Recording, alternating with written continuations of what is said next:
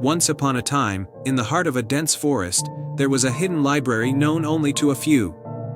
This library was unlike any other. It was said to be enchanted, with books that could come to life and stories that could whisk readers away on magical adventures. The library was protected by an ancient spell, and only those with pure hearts and a thirst for knowledge could find it. The guardian of this magical library was an elderly librarian named Alaric. With a long silver beard and wise eyes, Alaric had spent his life ensuring that the library's secrets were kept safe. He loved the library dearly and took great care of its countless books and scrolls. One day, a curious and kind-hearted girl named Alara, who lived in a small village on the edge of the forest, stumbled upon a mysterious map. The map was old and worn, but it depicted the path to the hidden library. Alara had always loved stories and dreamed of finding a place where magical tales came to life. Driven by her curiosity, she decided to follow the map. As Alara ventured into the forest, she encountered various magical creatures, glowing fireflies, talking squirrels, and wise old owls, all guiding her along the path. After a long journey, she finally arrived at the hidden library, its towering shelves and ancient tomes shining with a soft, welcoming glow. The library's doors creaked open as Alara approached, revealing a vast interior filled with shelves of books that seemed to shimmer with enchantment. Alara was awestruck as she wandered through the library, marveling at the magical aura that surrounded her. Alaric, the librarian, noticed her and welcomed her with a warm smile. "Welcome, young one," he said in a gentle voice. "It is rare to see a visitor with a heart so full of wonder and curiosity. What brings you to our enchanted library?" Alara, her eyes wide with amazement, replied, "I found this map and followed it here. I've always dreamed of finding a place where stories come to life. Can you tell me more about this place?" Alaric nodded. "This library holds countless tales from across the realms, and some of them have a life of their own. But not everyone who enters can interact with the magic within these walls. It requires a special kind of bravery and kindness." Alara's eyes sparkled with excitement.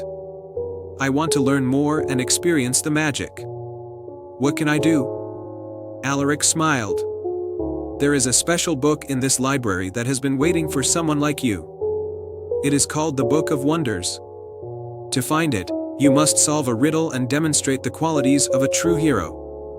He handed Alara a golden key and said, "This key will open the door to the Book of Wonders, but first, you must solve this riddle. I have cities, but no houses. I have mountains, but no trees. I have water, but no fish. What am I?" Alara thought for a moment and then replied, "A map." "Very good," Alaric said. "Now, follow the path of the golden light to find the door. Use the key to unlock it." Alara followed the golden light that seemed to guide her through the library's endless corridors. She finally reached a large, ornate door with intricate carvings of mythical creatures. With a deep breath, she used the key to unlock it. The door opened to reveal a magnificent room bathed in a golden glow. In the center of the room stood the Book of Wonders, resting on a pedestal surrounded by a soft, shimmering light. Alara approached the book and opened it gently. As she did, the book's pages began to turn on their own, revealing stories of brave heroes, magical lands, and wondrous adventures. The room filled with the sounds of enchanting music, and images from the book came to life, swirling around Alara like a vivid dream. Suddenly, a voice echoed through the room. "Alara, you have shown great curiosity and bravery. The magic of this library is now yours to explore. But remember, true magic lies not just in the stories but in the heart of the reader." Alara spent hours exploring the magical tales, meeting mythical creatures, and embarking on incredible adventures. She realized that the real magic came from the power of imagination and the joy of discovering new worlds through stories. When Alara finally left the library, she felt a sense of fulfillment and wonder. Alaric bade her farewell with a knowing smile. "You have proven yourself worthy, Alara. The library will always be here for you, and its magic will be a part of you." As Alara returned to her village, she shared the tales and magic she had experienced with everyone. The library's enchantment continued to inspire and delight, and Alara's stories became legendary among the villagers. And so, the hidden library remained a beacon of wonder and imagination, waiting for the next curious soul to discover its magic and embark on a journey of their own. The end. Once upon a time, in a land far beyond the mountains and seas, there was a forgotten kingdom known as Starhaven. This kingdom was hidden from the world by a magical mist, and its splendor was only remembered in the songs and stories of travelers. Starhaven was ruled by a benevolent queen who possessed a magical artifact known as the Silver Star, a radiant gem that maintained the kingdom's enchantment and prosperity. However, as years passed, the Silver Star began to lose its luster. The kingdom's magic waned, and the once vibrant land fell into a state of shadow and silence. The queen, knowing that the Silver Star's power was diminishing, searched for a way to restore its brilliance but found no solution. In a nearby village, there lived a young and adventurous girl named Lyra. Lyra had always been fascinated by the tales of Starhaven and the magical Silver Star. One day, while exploring the forest, Lyra stumbled upon an old, dusty book hidden beneath the roots of an ancient tree. The book contained stories and maps about the forgotten kingdom and a prophecy that spoke of a chosen one who would restore the Silver Star's light. Lyra was determined to help, so she gathered supplies and set out on a journey to find Starhaven and fulfill the prophecy. With the help of the book, she navigated through enchanted forests, crossed misty valleys, and climbed craggy mountains. Along the way, she encountered magical creatures who offered guidance and aid. An old owl gave her advice, a kind-hearted unicorn provided protection, and a mischievous fox led her through tricky paths. Finally, Lyra arrived at the edge of the magical mist that concealed Starhaven. The mist parted as she approached, revealing the kingdom in all its faded glory. The once majestic palace was now overgrown with vines, and the fields were barren. The queen, now an elderly woman, awaited Lyra with a hopeful but weary expression. "Welcome, brave traveler," the queen said. "You have come to restore our kingdom." The prophecy spoke of a hero who would rekindle the Silver Star's light. But to do so, you must complete 3 tasks that will test your heart and spirit. Lyra nodded, ready for the challenge. The first task was the task of compassion. She was led to a grove where the kingdom's magical creatures were suffering due to the loss of their enchantment. Lyra noticed that the creatures were weak and disheartened. With kindness and care, she tended to their needs, using herbs and soothing words. The creatures regained their strength and offered her a shimmering feather as a sign of gratitude. The second task was the task of bravery. Lyra had to venture into the Shadow Cavern, a place filled with illusions and dark magic. The cavern was cold and eerie, but Lyra pressed on with unwavering courage. As she faced her fears and dispelled the illusions, she found a hidden chamber where a silver chalice awaited. The chalice was filled with moonlight that had been captured and preserved. She carefully carried the chalice back to the palace. The final task was the task of wisdom. Lyra was presented with a complex riddle inscribed on an ancient stone tablet: to restore the light, the darkness must yield. Unveil the truth, and the magic revealed. What is seen when shadows are gone, and the heart of the kingdom shines upon? Lyra thought deeply about the riddle, reflecting on her journey in the experiences she had. She realized that the answer was hope. With this understanding, she spoke the word aloud. The stone tablet glowed, and the final task was complete. Returning to the palace, Lyra placed the moonlit chalice before the Silver Star and whispered the word, hope. The chalice's light merged with the Silver Star, and a brilliant radiance filled the room. The Silver Star's light was rekindled, and the kingdom of Starhaven was once again bathed in magical splendor. The queen thanked Lyra for her bravery, compassion, and wisdom. As a token of gratitude, Lyra was given a small fragment of the Silver Star, which held a bit of the kingdom's magic. She returned to her village, carrying the light of Starhaven with her. The tale of Lyra's journey and the restoration of Starhaven became a cherished story in the land, inspiring many with its message of hope and the power of a brave heart. The kingdom flourished once more, and the Silver Star continued to shine brightly, a symbol of magic and the enduring spirit of adventure. And so, the legend of the Silver Star and the Forgotten Kingdom lived on, reminding all that even in the darkest times, hope and courage can bring light and renewal. Once upon a time, in a kingdom where the mountains touched the sky and the rivers sang lullabies, there lived a young prince named Orion. Orion was brave and kind, beloved by his people. But beyond the kingdom lay the Whispering Woods, a mystical forest filled with secrets and legends. It was said that deep within these woods, there was a hidden grove where the moonlight flower bloomed once every 100 years. This flower had the power to grant one true wish to whoever found it. As fate would have it, the kingdom fell under a terrible curse. The crops withered, the rivers dried up, and an unending darkness loomed over the land. The people grew desperate and turned to Prince Orion for salvation. Remembering the tales of the moonlight flower, Orion vowed to find it and save his kingdom. With a heart full of determination, Orion set out for the Whispering Woods. As he entered the forest, the trees seemed to whisper secrets and warnings, but he pressed on. The path was treacherous, and soon he encountered his first challenge, a raging river with no bridge or ford. Desperate, Orion called out for help. To his surprise, a graceful deer appeared. "Why do you seek to cross this river, brave prince?" the deer asked. "I seek the moonlight flower to save my kingdom from a terrible curse," Orion replied.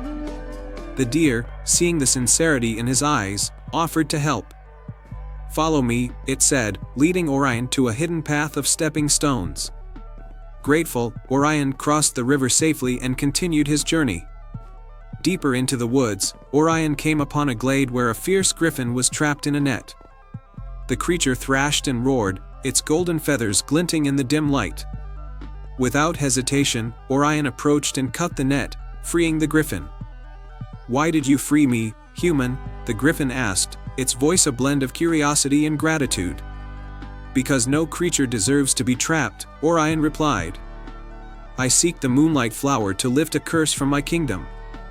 The griffin, impressed by Orion's bravery and kindness, offered its assistance. "Climb on my back. I will take you to the heart of the Whispering Woods." With the griffin's help, Orion flew over the forest, marveling at the beauty and mystery below. They soon reached a dark, foreboding part of the woods where the trees were twisted and the air thick with magic.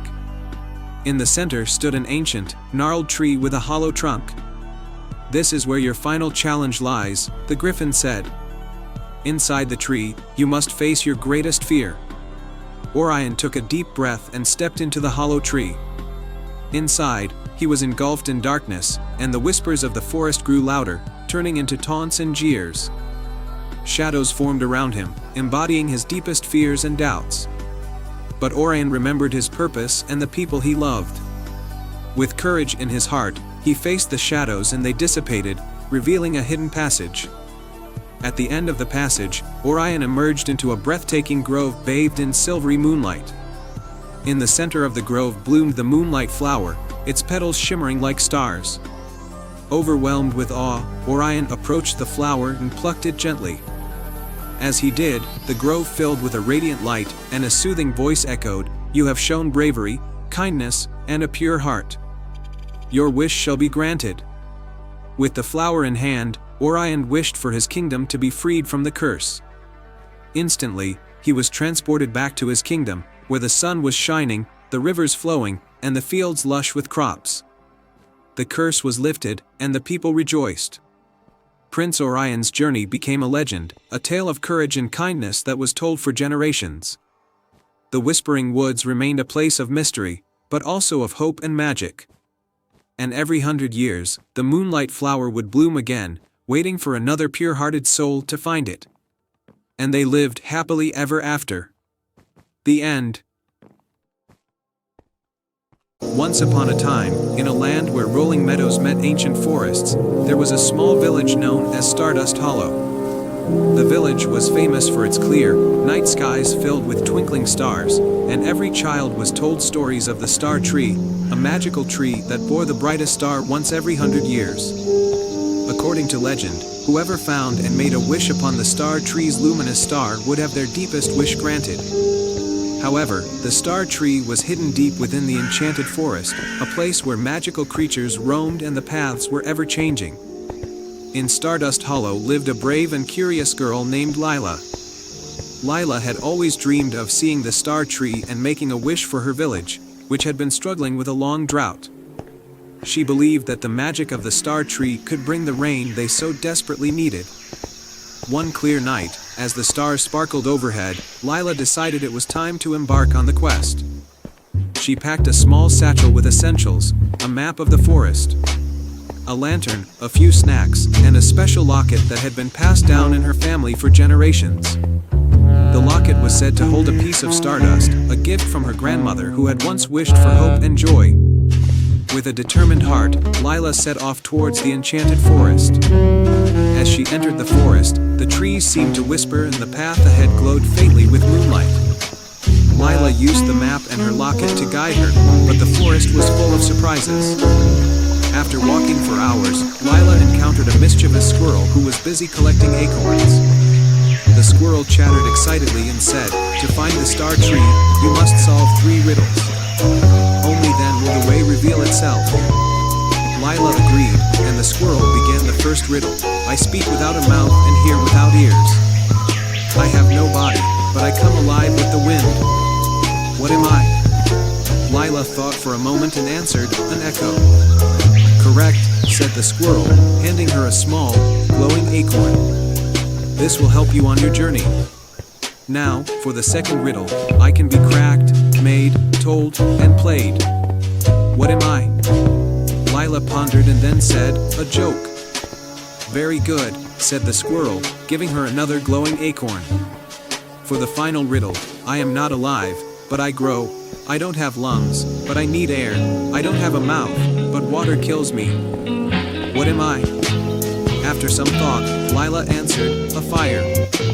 The squirrel nodded approvingly and handed her the last glowing acorn. "You've done well. Follow the light of these acorns, and it will lead you to the star tree." With the acorns in hand, Lila continued her journey. The glowing acorns cast a warm light through the dark forest, guiding her towards a hidden grove. As she entered the grove, she saw a magnificent tree standing tall in the center. Its branches were adorned with countless sparkling stars, and the largest star at the very top glowed with an enchanting brilliance. Lila approached the star tree and gazed up in awe. She took out her locket, which began to glow in response to the tree's light. With a heart full of hope, Lila closed her eyes and made a wish for rain to restore her village's land. As soon as she finished her wish, the large star at the top of the star tree began to shimmer and shoot a stream of stardust down towards Lila. The stardust danced around her, and the grove was filled with a warm, soothing light. Lila felt a gentle breeze and a sense of calm. The next morning, as Lila returned to her village, she found that dark clouds had gathered overhead, and rain began to fall. The drought was ending, and the land was being nourished once more. The villagers celebrated the return of the rain and marveled at the magic that had brought them hope. Lila's adventure and her wish for the village became a cherished story, told to every child in Stardust Hollow. The star tree's magic had not only brought rain but also reminded everyone of the power of hope and belief. And so, the village thrived under the renewed bounty of nature, and Lila's bravery and kindness became a lasting legacy. The enchanted forest continued to hold its secrets, and the star tree's light shone as a symbol of dreams fulfilled and wishes granted. The end. Once upon a time, in a land far beyond the reach of ordinary maps, there was a hidden realm called Elderglow. Elderglow was a place where magic flowed like a gentle stream, and the skies sparkled with countless stars even during the day.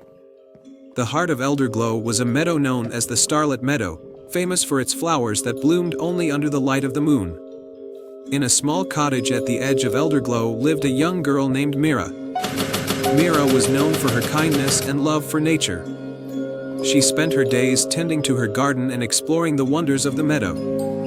Every evening, she would sit by the edge of the starlit meadow, marveling at the way the flowers glowed softly in the moonlight. One crisp autumn night, as Mira admired the beauty of the meadow, she noticed something strange. The flowers were not blooming as brightly as usual, and the stars in the sky seemed to dim. Concerned, Mira decided to investigate. She believed that the meadow's magic was in danger and that she had to find out why. Mira set off toward the heart of the meadow, guided by the faint glow of the flowers. As she walked, she noticed a small, glistening object lying on the ground. It was a delicate silver key with a sapphire in the center. Mira picked up the key and, sensing it was important, decided to carry it with her. Deep within the meadow, Mira found a hidden grove she had never seen before. At the center of the grove was an ancient oak tree with a door embedded in its trunk. The door was locked, and it had a keyhole shaped like the sapphire on the key Mira had found. With a mixture of excitement and apprehension, Mira inserted the key into the lock and turned it. The door creaked open to reveal a spiral staircase leading down into the earth. Mira took a deep breath and descended the staircase, with Sable, her clever squirrel companion, scampering beside her. At the bottom of the staircase, Mira found herself in a large, underground chamber. The chamber was filled with sparkling crystals and glowing mushrooms that illuminated the space with a soft light.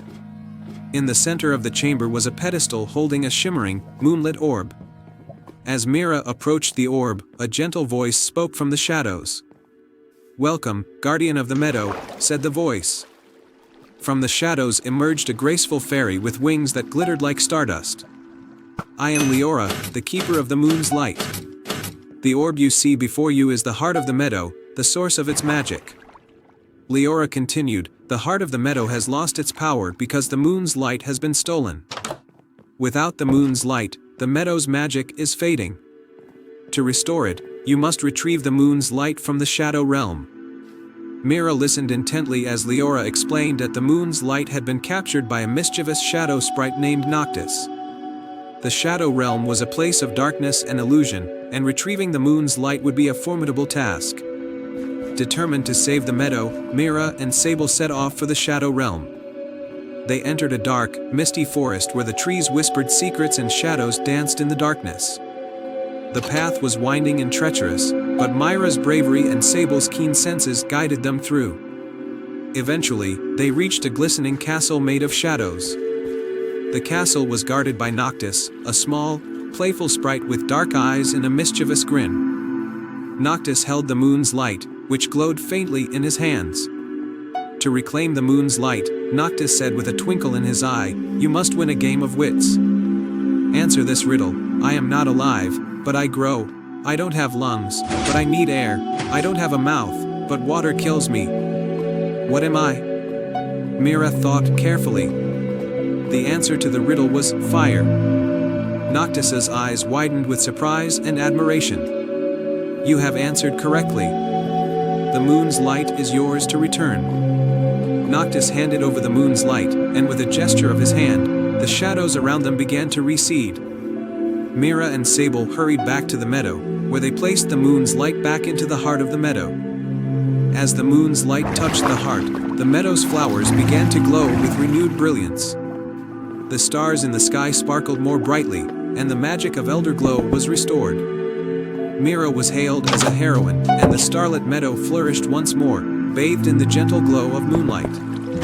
The tale of Mira's bravery and kindness became a cherished story in Elderglow, a reminder of the power of courage and the magic that lies within the heart of every hero. And so, Mira continued to care for the meadow, and Elderglow thrived under the twinkling light of the stars, living happily ever after. The tale of the enchanted garden. Once upon a time, in a quiet village surrounded by lush hills and clear streams, there lived a young boy named Oliver.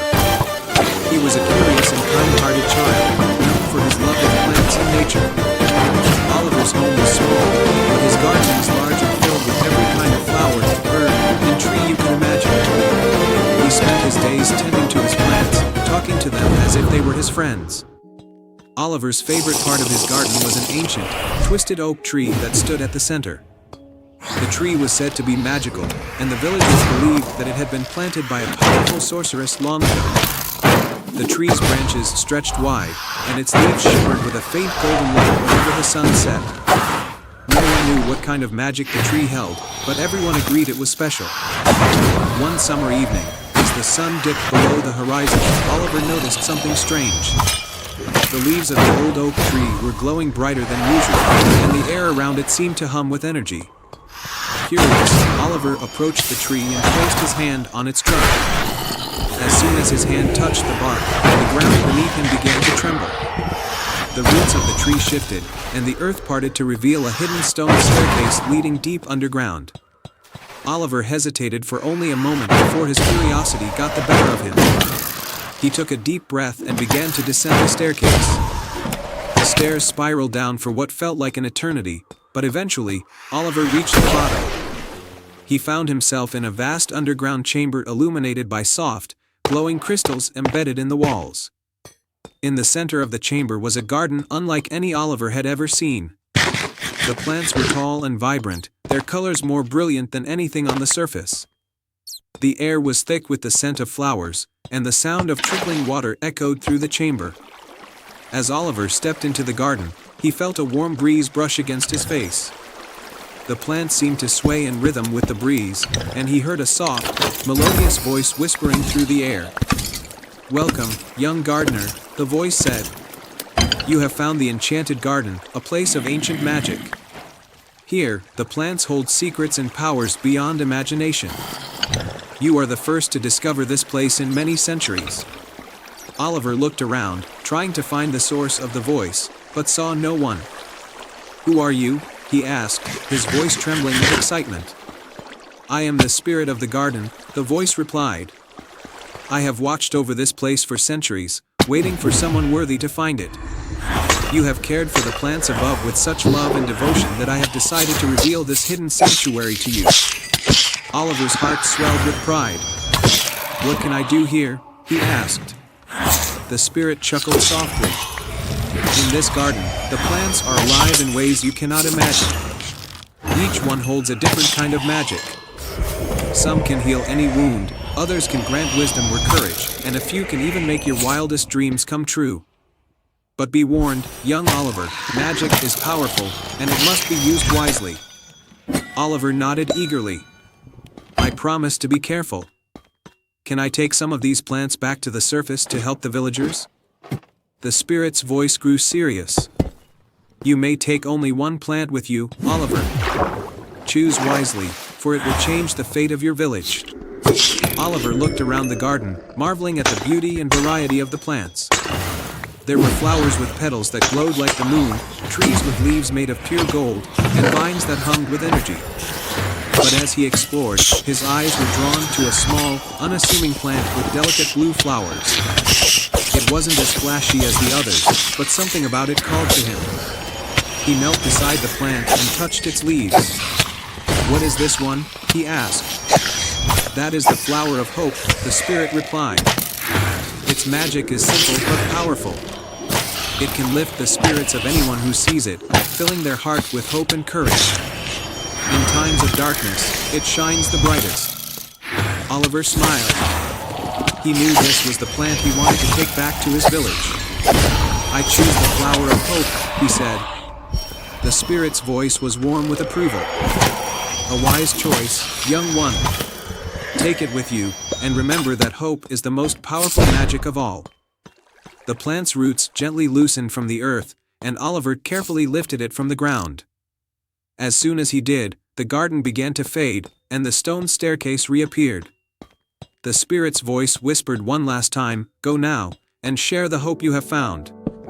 Oliver ascended the staircase, carrying the flower of hope in his arms. When he reached the surface, he found the night sky filled with stars, and the old oak tree standing as it always had. He planted the flower of hope in the center of his garden, where everyone in the village could see it. The next morning, the villagers noticed the new addition to Oliver's garden. As they gazed at the delicate blue flowers, they felt a strange warmth in their hearts. Worries that had weighed heavily on their minds began to fade, replaced by a sense of peace and optimism. The village, once quiet and reserved, soon became a place of laughter and joy. People worked together, helping one another and facing challenges with newfound courage. Word of the magical flower spread, and soon people from neighboring villages came to see it. Oliver's garden became a place of pilgrimage, where those in need of hope could come and find solace. the village flourished, and the once lonely gardener became a beloved figure, known far and wide for his kindness and the miracle he had brought to the land. Years passed, and though the flower of hope never withered, Oliver grew old. As he lay in his bed one evening, surrounded by the love of his fellow villagers, he felt a familiar warmth in his heart. The spirit of the garden whispered to him once more, "You have done well, Oliver. Your life has been a beacon of hope for all who knew you. Rest now, knowing that your garden will continue to bring light to the world."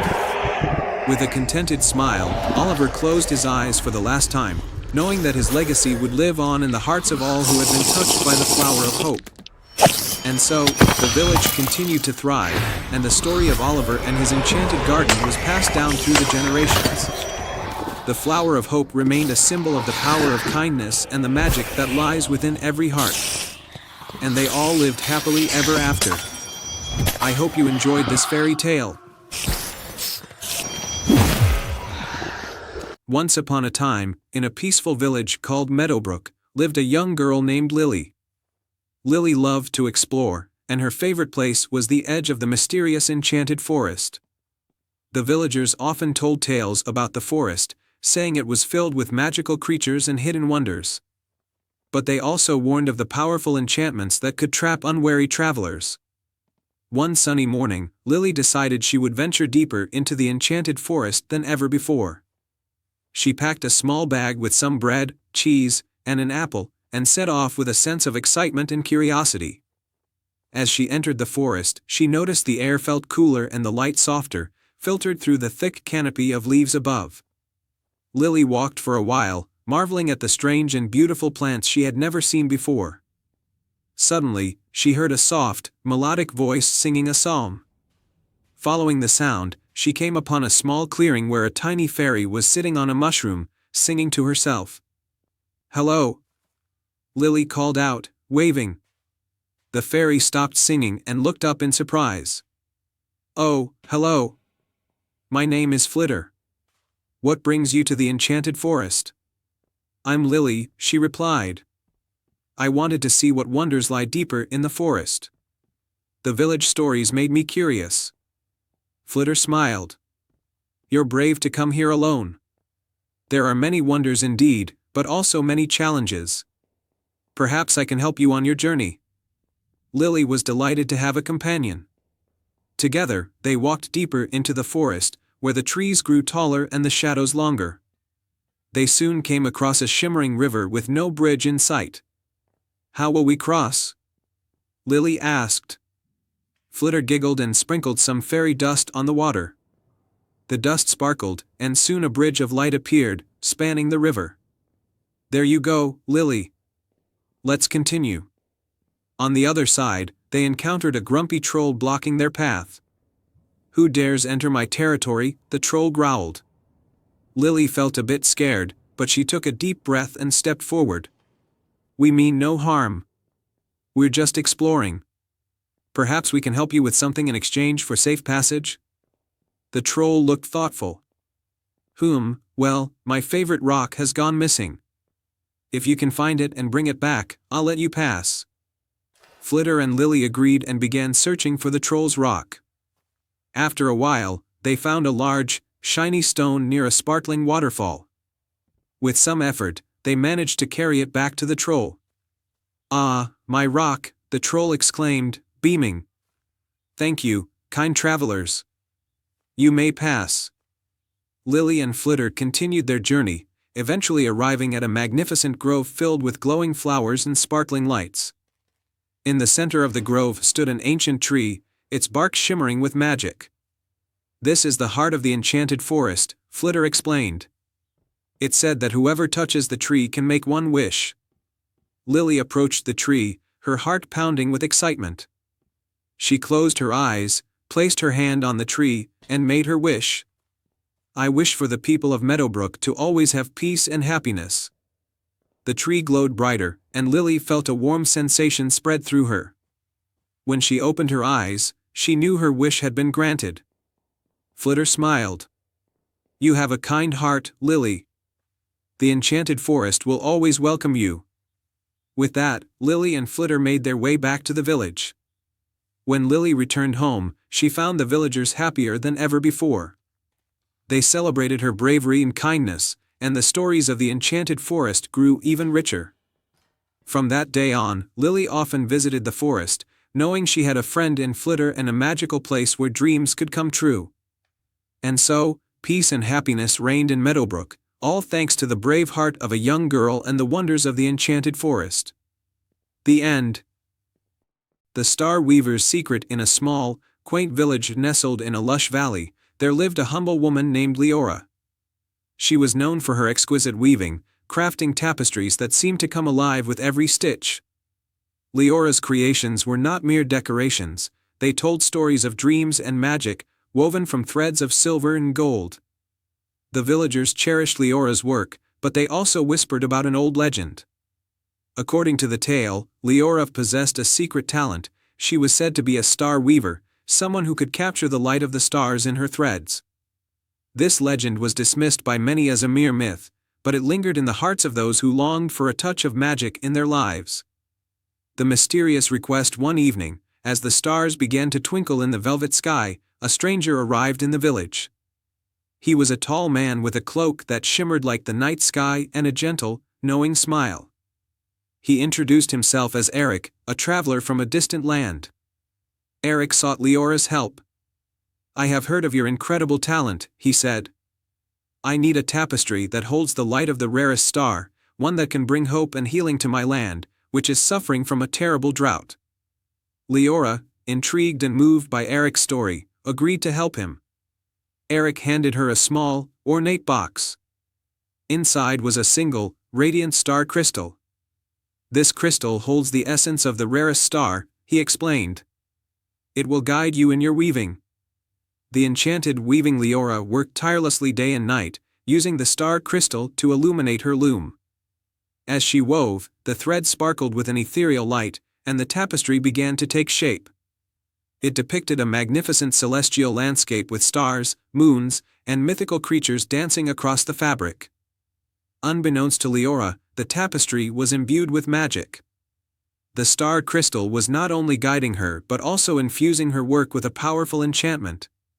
As the final stitch was made, the tapestry shone with a light so pure and brilliant that it seemed to hold the very essence of the night sky. The journey to Eric's land. With the tapestry completed, Leora and Eric set out on a journey to his homeland, a distant kingdom suffering from endless drought. The land was parched, and the people's spirits were as dry as the cracked earth beneath their feet. When they arrived, Eric presented the tapestry to the kingdom's rulers and laid it out in the central square. The villagers gathered around, their eyes widening in awe at the tapestry's beauty. As the sun set, the tapestry began to glow softly, reflecting the light of the stars above. The miracle. As the tapestry shimmered in the moonlight, something incredible happened.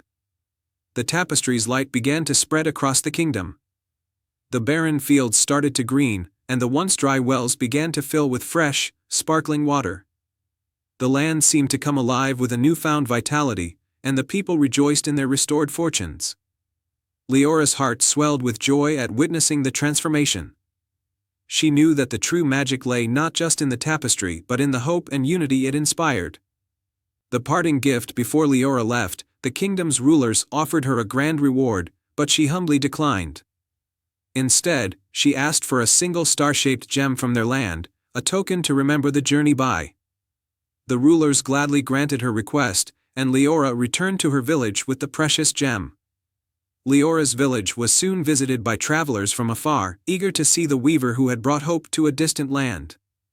The tale of her bravery and kindness spread far and wide, and her tapestries were revered not only for their beauty but also for the magic they carried within. A lasting legacy. Leora continued to weave, her work now infused with the wisdom and magic she had gained from her journey. The star-shaped gem became a cherished keepsake, a reminder of the power of hope and the difference one person can make. The village flourished, and Leora's legend lived on, inspiring generations to believe in the magic of their own dreams and the possibility of creating light even in the darkest of times. And so, under the watchful gaze of the stars, Leora's story was woven into the fabric of time, a testament to the magic that lives in the heart of those who dare to dream. Once upon a time, in a land where mountains kissed the sky and rivers sparkled like diamonds, there was a hidden village known as Cogsworth. This village was famous for its extraordinary garden, an enchanting place where mechanical flowers bloomed and clockwork creatures danced among the petals. In this village lived a young inventor named Iris. Iris was known for her curious mind and nimble fingers. She spent her days tinkering in her workshop, creating intricate gadgets and gizmos. Her most treasured possession was a tiny, silver key that had been passed down through generations in her family. It was said to unlock something magical, but no one knew what. One morning, as Iris was adjusting the gears on a delicate wind-up butterfly, she noticed something unusual, a small, mysterious envelope on her workbench. It was sealed with a wax stamp bearing an emblem she didn't recognize, a star entwined with delicate clockwork gears. Inside the envelope was a note written in elegant script, "Dear Iris. The time has come for you to discover the secret of the clockwork garden. Follow the path of golden petals at dusk, and you shall unlock a treasure of great wonder. Sincerely, a friend from afar." Intrigued and excited, Iris decided to follow the instructions. As the sun began to set, she made her way to the garden, where golden petals started to glow softly in the fading light. The path they created led her to a hidden gate made of intertwining vines and ornate gears. With a deep breath, Iris took out her silver key and approached the gate. She inserted the key into a small keyhole hidden among the gears and turned it. With a soft click, the gate creaked open, revealing a garden even more magnificent than she had ever imagined. The clockwork garden was a realm of wonders. Flowers with petals of brass and copper swayed gently in the breeze, their movements synchronized with the ticking of tiny clockwork bees. Mechanical birds with wings of iridescent metal sang melodies that harmonized with the rustling leaves. In the center of the garden stood a grand clock tower, its face shimmering with jewels and its hands ticking rhythmically. As Iris wandered through the garden, she noticed a small, golden chest nestled among the roots of a giant, clockwork tree. The chest had a keyhole that matched the silver key she held. With a mix of excitement and anticipation, Iris unlocked the chest. Inside, she found an intricate music box. Its exterior was adorned with delicate engravings, and a tiny ballerina spun gracefully inside. As Iris turned the crank, a beautiful, soft melody filled the air, weaving through the garden and making the flowers shimmer even more brightly. Suddenly, the clock tower's face began to glow, and the hands moved to align with the melody's rhythm. The entire garden seemed to come alive with the music, and Iris felt a deep sense of harmony and joy. The clockwork creatures danced in perfect unison, and the flowers swayed as if they were sharing in the melody. From the shadows, a figure emerged, a graceful, elderly woman with silver hair and eyes that sparkled like stardust. She was dressed in a gown that seemed to flow like liquid moonlight. "I am Althea, the guardian of the clockwork garden," the woman said with a warm smile. "You have unlocked the garden's heart, Iris. The music box is a symbol of the harmony between time and nature, a balance that keeps the garden alive and thriving." Iris looked around in wonder. "Why did you choose me?" Althea explained, "Your love for invention and your curiosity have shown that you understand the importance of balance and harmony. The garden's magic is meant to inspire those who seek to create beauty and wonder in the world." With a gentle wave of her hand, Althea bestowed a gift upon Iris, a small, golden locket shaped like a gear. "This locket will allow you to visit the garden whenever you wish. It will also grant you the wisdom to infuse your creations with the magic of harmony." Iris thanked Althea and returned to her village, her heart filled with the magic of the clockwork garden. She used the inspiration she gained to create marvelous inventions that brought joy and wonder to Cogsworth. The village thrived, and the clockwork garden remained a hidden sanctuary of magic and harmony, known only to those who truly understood the beauty of balance. And every time Iris looked at the golden locket, she was reminded of the enchanting melody that connected her to a world of wonder. And so, Iris lived happily ever after, her creations bringing light and magic to everyone who encountered them. Once upon a time, in a land far away, there was an enchanted forest. This forest was unlike any other, for it was filled with magical creatures and plants that shimmered with an ethereal glow. The heart of the forest was home to an ancient and wise tree named Elderwood. Elderwood was the guardian of the forest, and its wisdom and magic kept the balance of nature intact. In a cozy burrow at the edge of the enchanted forest lived a little mouse named Oliver. Oliver was not like the other mice. While his friends were content to play and forage close to their homes, Oliver had a thirst for adventure. He often heard stories of the wonders and dangers that lay deep within the forest, and he longed to see them for himself. One sunny morning, as Oliver was gathering berries, he overheard two sparrows talking excitedly about a dark cloud that had settled over Elderwood. They spoke of a terrible curse that had been cast upon the ancient tree, causing its magic to fade and the forest to wither. The once lively forest was now in grave danger. Without hesitation, Oliver decided that he had to help. He knew the journey would be perilous, but his heart was filled with courage. Armed with only a small satchel of provisions, he set off toward the heart of the enchanted forest.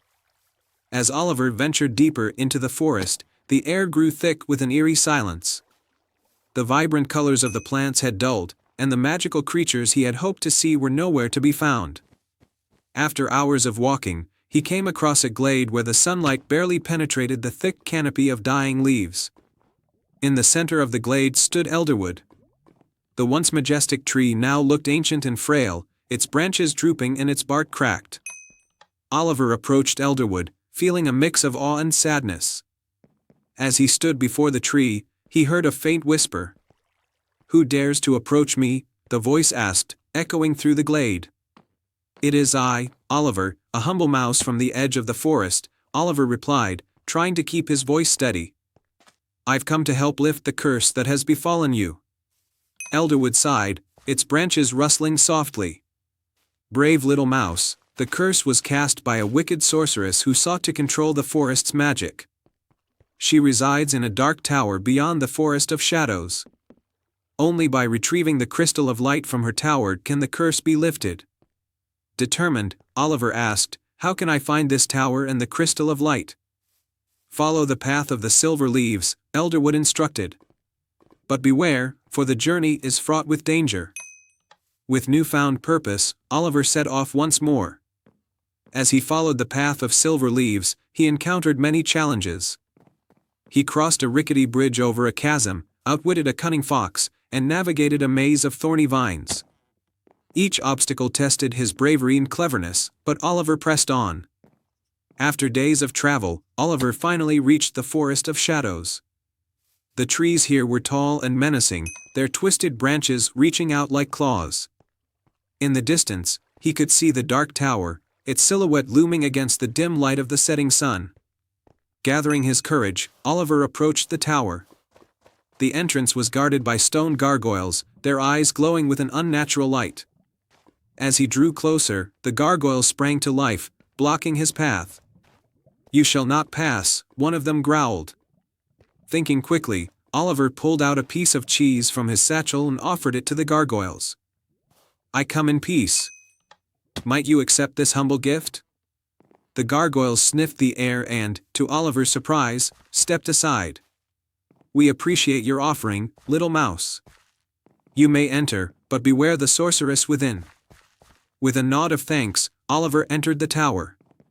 The interior was dark and foreboding, but he could see a faint light emanating from the top of a winding staircase. Stealthily, he climbed the stairs, careful not to make a sound. At the top of the tower, Oliver found the sorceress's chamber. The crystal of light sat on a pedestal, its radiant glow illuminating the room. The sorceress, a tall figure draped in black, was gazing into a cauldron, unaware of Oliver's presence. Summoning all his courage, Oliver darted across the room and grabbed the crystal of light. As soon as he touched it, a brilliant light filled the chamber. The sorceress let out a shriek of rage and tried to cast a spell, but it was too late. The magic of the crystal repelled her, and she vanished in a cloud of smoke. With the crystal of light in his possession, Oliver hurried back to Elderwood. As he placed the crystal at the base of the ancient tree, a wave of light spread through the forest. The leaves regained their vibrant colors, and the magical creatures returned, singing and dancing with joy. Elderwood's voice resonated with gratitude. "Thank you, brave Oliver. You have restored the balance and saved the enchanted forest." Oliver returned to his burrow, hailed as a hero by the creatures of the forest. He had proven that even the smallest of us can make a big difference. From that day on, the enchanted forest thrived, and Oliver's adventures became the stuff of legend, inspiring all who heard his tale. And so, the enchanted forest and its inhabitants lived happily ever after, under the watchful eye of Elderwood and the brave little mouse who saved them all. ###the end. The Tale of the Whispering Willow. Once upon a time, in a small village nestled between rolling hills and dense forests, there was a legend about a magical tree known as the Whispering Willow. This tree was said to possess the power to grant the deepest desires of those pure of heart, but only if they could find it deep within the forest where it grew, hidden from all but the bravest souls. In this village lived a young girl named Lila. She was known for her kindness and her unshakable belief in the magic of the world. Lila lived with her grandmother, who often told her stories of the Whispering Willow and the many wonders that awaited those who could find it. One day, as Lila and her grandmother sat by the fire, her grandmother told her about the Whispering Willow's most precious gift, the ability to bring back lost loved ones, if the seeker's heart was pure and their intentions noble. "Grandmother," Lila asked softly, "do you think the Whispering Willow could bring back my parents?" Lila's parents had passed away when she was very young, and though she had grown up with love and care, she often dreamed of seeing them again. Her grandmother looked at her with gentle eyes. "The Whispering Willow can do many things, my dear. But it is not the power of the tree alone, it is the love in your heart that truly matters. If you believe strongly enough, and your wish is pure, perhaps the tree will answer you." That night, as Lila lay in bed, she made up her mind. She would find the Whispering Willow and ask for her parents to return. With her heart full of hope, she set out early the next morning, leaving a note for her grandmother so she wouldn't worry. Lila journeyed into the forest, following the stories her grandmother had told her. She walked for hours, the trees growing taller and the forest denser as she went deeper. The sunlight filtered through the leaves, casting dancing shadows on the ground, and the sounds of the village faded into the distance. As she ventured further, Lila began to hear a soft whispering carried on the wind. The whispers seemed to call her name, guiding her deeper into the forest. She followed the sound, her heart pounding with a mix of fear and excitement.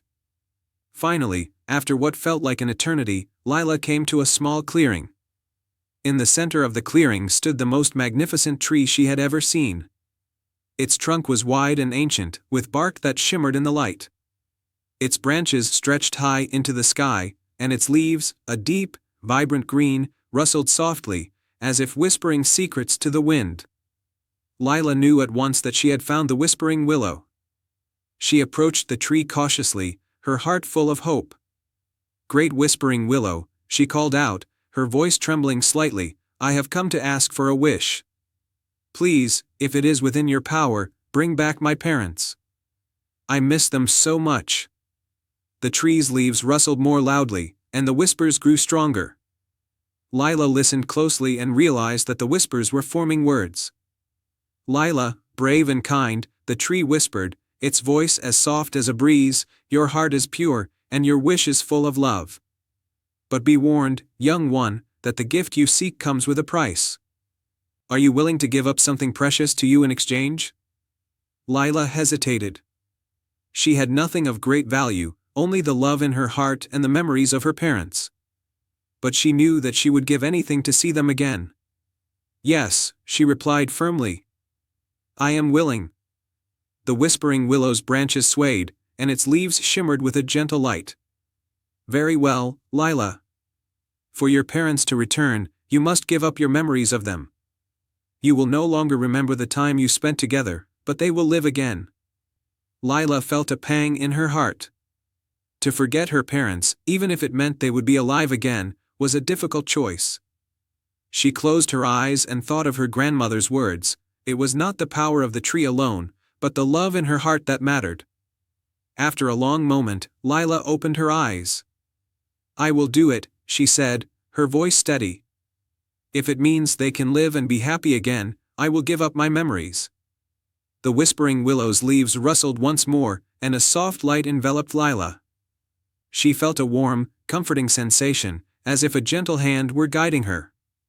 The memories of her parents, their faces, their voices, the times they had shared, began to fade, replaced by a sense of peace. When the light faded, Lila found herself standing alone in the clearing. The whispering willow was still there, its leaves whispering softly, but something had changed. She no longer felt the ache of loss, only a gentle calm. Suddenly, she heard voices behind her. Turning around, Lila saw two figures approaching from the edge of the clearing, a man and a woman, both with kind eyes and warm smiles. Though she didn't recognize them, something deep inside her told her that these were the people she had wished for. "Lila," the woman said softly, her voice full of love. "It's time to go home." Without hesitation, Lila ran to them, feeling a sense of belonging she couldn't quite explain. As they walked back through the forest together, the sun began to set, casting a golden glow over the trees. Though Lila's memories were gone, her heart was full, and she knew that she had made the right choice. When they reached the village, Lila's grandmother was waiting for them. Tears of joy filled her eyes as she embraced the two strangers, knowing that her granddaughter's wish had been granted. From that day on, Lila lived happily with her new family. The whispering willow continued to stand in the forest, waiting for the next pure-hearted soul to find it. And though Lila no longer remembered her parents, the love in her heart remained, a testament to the sacrifice she had made.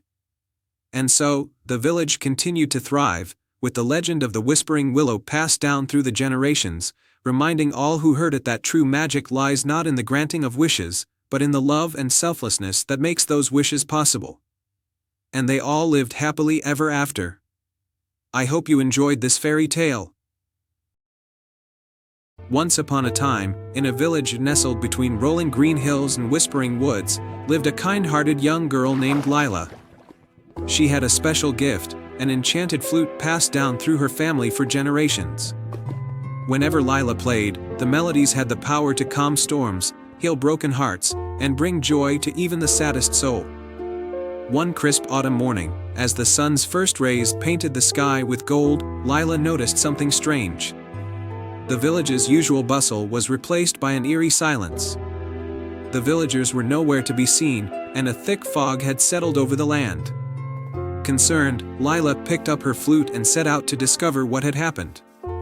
As she ventured into the forest, she saw the fog thickening and heard distant, haunting whispers. Her heart raced, but she bravely pressed on, guided by the shimmering light of her flute. She arrived at a clearing where a great oak tree stood, a tree that was rumored to be the heart of the forest.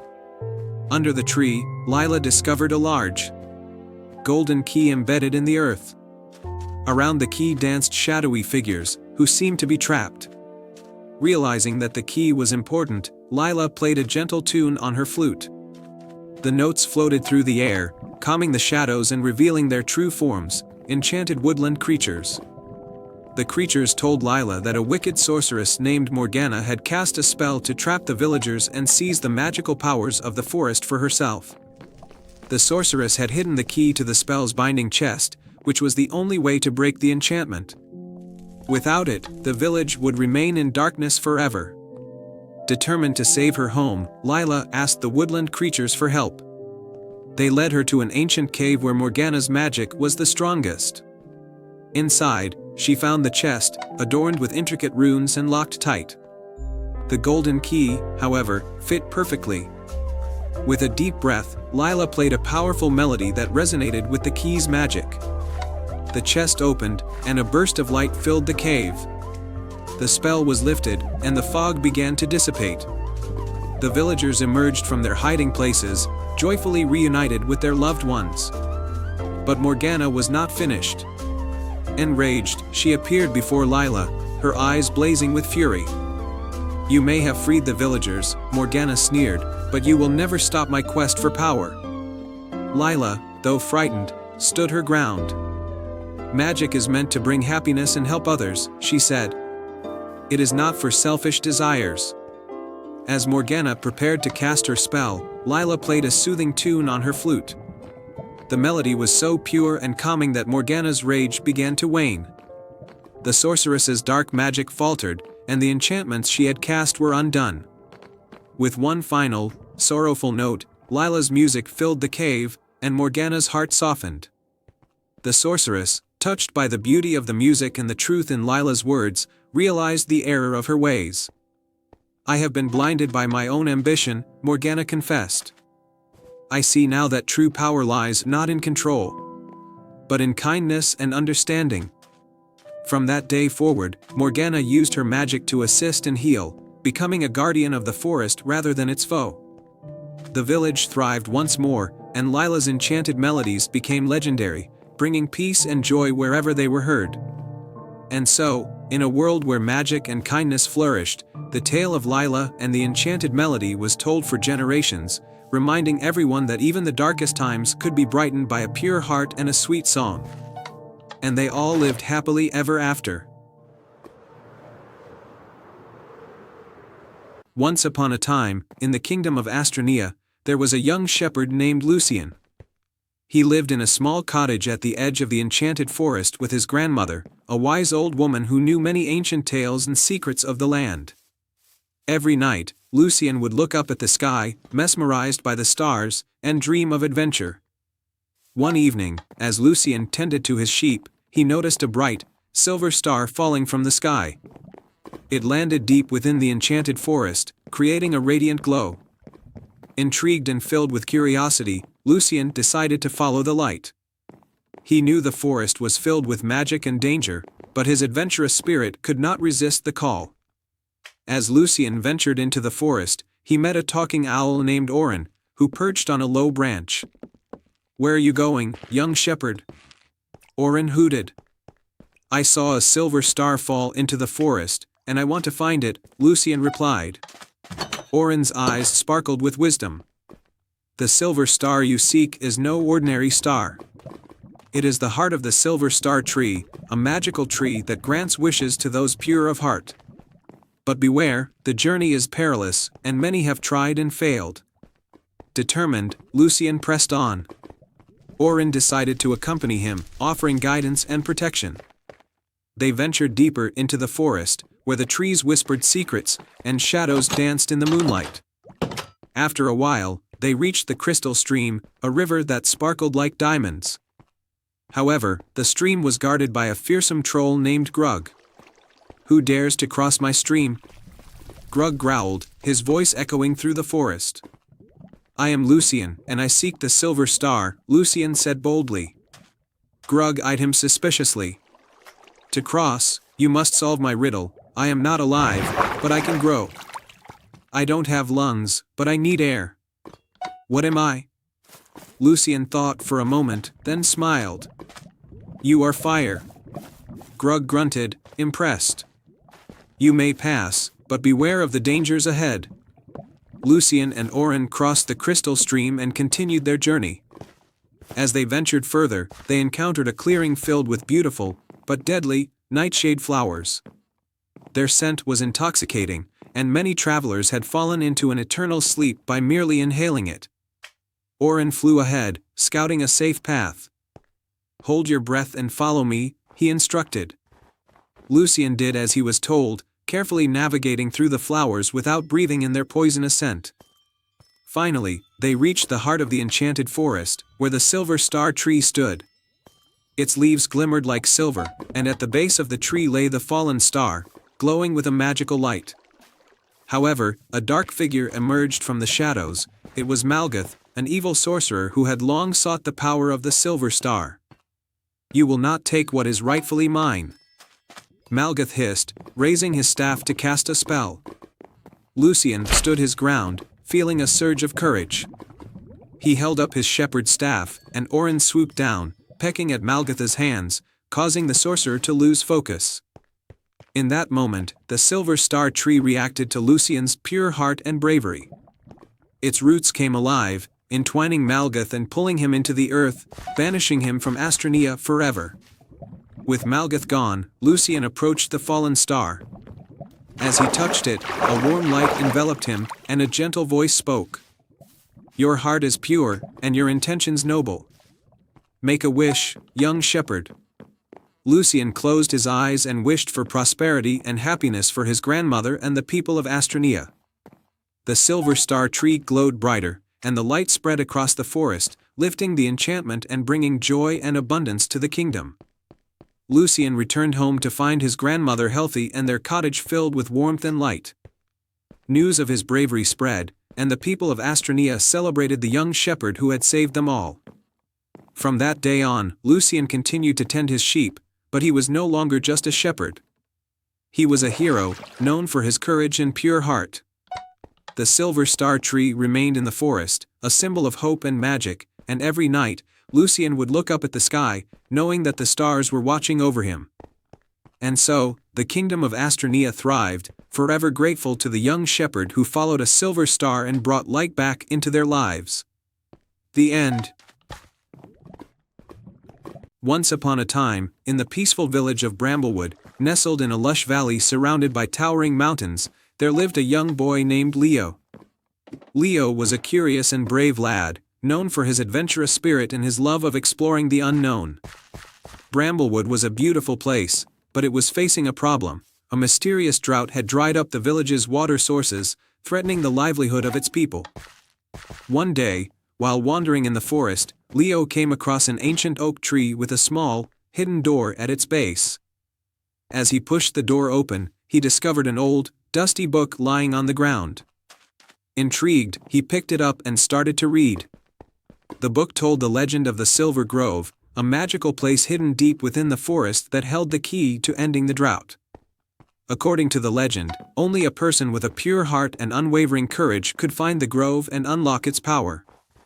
Determined to save his village, Leo decided to embark on the quest to find the Silver Grove. Early the next morning, he packed a small satchel with food, water, and the book, and set off into the forest. As he ventured deeper, the forest grew darker and more mysterious. The trees seemed to whisper secrets, and the air was filled with the scent of ancient magic. As Leo walked, he encountered a wise old owl named Oren. "Hello, young traveler," Oren hooted. "I see you are on a quest. The path to the Silver Grove is perilous, but I will guide you as best I can." Grateful for the owl's assistance, Leo followed Oren deeper into the forest. They soon reached the Whispering Falls, a cascading waterfall that sang with an enchanting melody. The legend spoke of the falls and the guardian who protected them, a graceful deer named Elara. Leo knew he had to gain her trust to continue his journey. "Welcome, Leo," Elara said, appearing from the shadows. "To pass, you must prove your kindness and bravery." Leo recounted his quest and the plight of his village. Moved by his sincerity, Elara agreed to help. "To find the Silver Grove, you must follow the path of the moonflowers. They only bloom under the light of the full moon." Leo and Oren continued their journey, and as night fell, the forest was illuminated by the soft glow of moonflowers. The flowers formed a luminous trail, guiding them through the dense underbrush. As they walked, they encountered various creatures, a playful fox named Finn, who shared his knowledge of the forest, and a wise tortoise named Tara, who provided valuable advice. After several days of traveling, they reached the heart of the forest, where the moonflowers led them to a hidden glade. In the center of the glade stood a magnificent silver tree, its leaves shimmering like starlight. This was the Silver Grove. But to unlock its power, Leo needed to find the silver key, which was said to be hidden in the enchanted pond nearby. With the guidance of his new friends, Leo found the enchanted pond. The water was crystal clear, and at its bottom, he saw the silver key, glowing with a magical light. To retrieve it, Leo had to face his deepest fear, the fear of failure. Taking a deep breath, he dived into the pond. As he reached for the key, memories of his village and the people he loved gave him strength. He grasped the key and swam back to the surface. With the silver key in hand, Leo returned to the Silver Grove. He placed the key in a small, intricate lock on the trunk of the silver tree. As he turned the key, the tree began to glow, and a powerful wave of magic spread across the forest. The sky darkened, and then a gentle rain began to fall, soaking the earth and filling the rivers and streams. Leo and his friends returned to Bramblewood, where the villagers rejoiced at the sight of the rain. The drought ended, and the land flourished once more. The people of Bramblewood celebrated Leo's bravery and kindness, and the legend of the Silver Grove was passed down for generations. Leo continued to explore the world, always guided by the lessons he had learned and the friendships he had made on his journey. And so, the village of Bramblewood lived in prosperity and harmony, forever grateful to the young boy who had unlocked the secret of the Silver Grove. And they all lived happily ever after. I hope you enjoyed this fairy tale. Once upon a time, in the magical kingdom of Araluan, there was a bustling town called Thistledown. This town was known for its beautiful gardens, vibrant markets, and the grand castle that stood tall at its heart. In this castle lived a kind and curious princess named Aria. Princess Aria loved exploring the gardens and learning about the world beyond the castle walls. One sunny afternoon, while wandering through the castle's ancient library, Aria stumbled upon an old, dusty book. As she carefully opened it, a delicate silver locket fell out. Intrigued, she picked it up and noticed an inscription on the back: "To find your heart's true wish, follow the path of light." That evening, as Aria sat by her window, she noticed a strange glow coming from the locket. Determined to uncover its mystery, she decided to embark on an adventure. She packed a small bag with essentials, including the locket, and slipped out of the castle under the cover of night. Following the locket's gentle glow, Aria ventured into the Whispering Woods, a forest known for its enchanting beauty and hidden secrets. The trees seemed to whisper as she walked, their leaves rustling like ancient voices sharing forgotten tales. As she traveled deeper into the woods, she encountered a friendly fox named Felix. "Hello, Princess Aria," Felix greeted her with a bow. "I see you have found the enchanted locket. Legend has it that this locket can grant one true wish. But to unlock its magic, you must prove your bravery and kindness." Felix offered to guide Aria on her journey, and together they ventured further into the forest. Their first challenge came at the enchanted stream, which sparkled with iridescent colors. The stream was guarded by a wise old turtle named Thaddeus. "To cross the stream, you must solve my riddle," Thaddeus said. "What is always in front of you but can't be seen?" Aria thought for a moment and then answered, "The future." "Correct," Thaddeus replied, impressed. He allowed them to cross the stream, and they continued on their way. Next, they reached the glimmering meadow, where magical flowers bloomed under the moonlight. In the center of the meadow stood a majestic unicorn named Luna. Luna told them that the locket's light would lead them to the Crystal Cave, where their final challenge awaited. As they approached the cave, Aria felt a mixture of excitement and apprehension. Inside, the cave walls sparkled with countless crystals, reflecting the light of the locket. At the heart of the cave, they found a pedestal with an inscription: "To unlock the magic, you must face your greatest fear." Aria's greatest fear was losing her loved ones. As she stood before the pedestal, she saw visions of her family and friends in danger. Tears welled up in her eyes, but she knew she had to be brave. She closed her eyes and focused on the love she felt for them, her determination to protect them stronger than her fear. With a surge of courage, Aria opened her eyes and placed the locket on the pedestal. The crystals around her glowed brightly, and a warm, comforting light filled the cave. The visions faded, replaced by a feeling of peace and hope. The locket opened, revealing a small, shimmering gem inside. Felix smiled at Aria. "You have proven your bravery and kindness, princess. Now, make your wish." Aria held the gem close to her heart and made her wish: "I wish for my kingdom to be filled with happiness, love, and prosperity." The gem glowed brightly, and a wave of magic spread across the land. Aria and Felix made their way back to Thistledown, where they found the town thriving and the people joyous. The gardens bloomed with vibrant flowers, and the markets were filled with laughter and music. Princess Aria's bravery and selflessness had unlocked the true magic of the locket, bringing happiness and prosperity to her kingdom. She continued to explore and learn, always guided by the love in her heart and the lessons she had learned on her journey.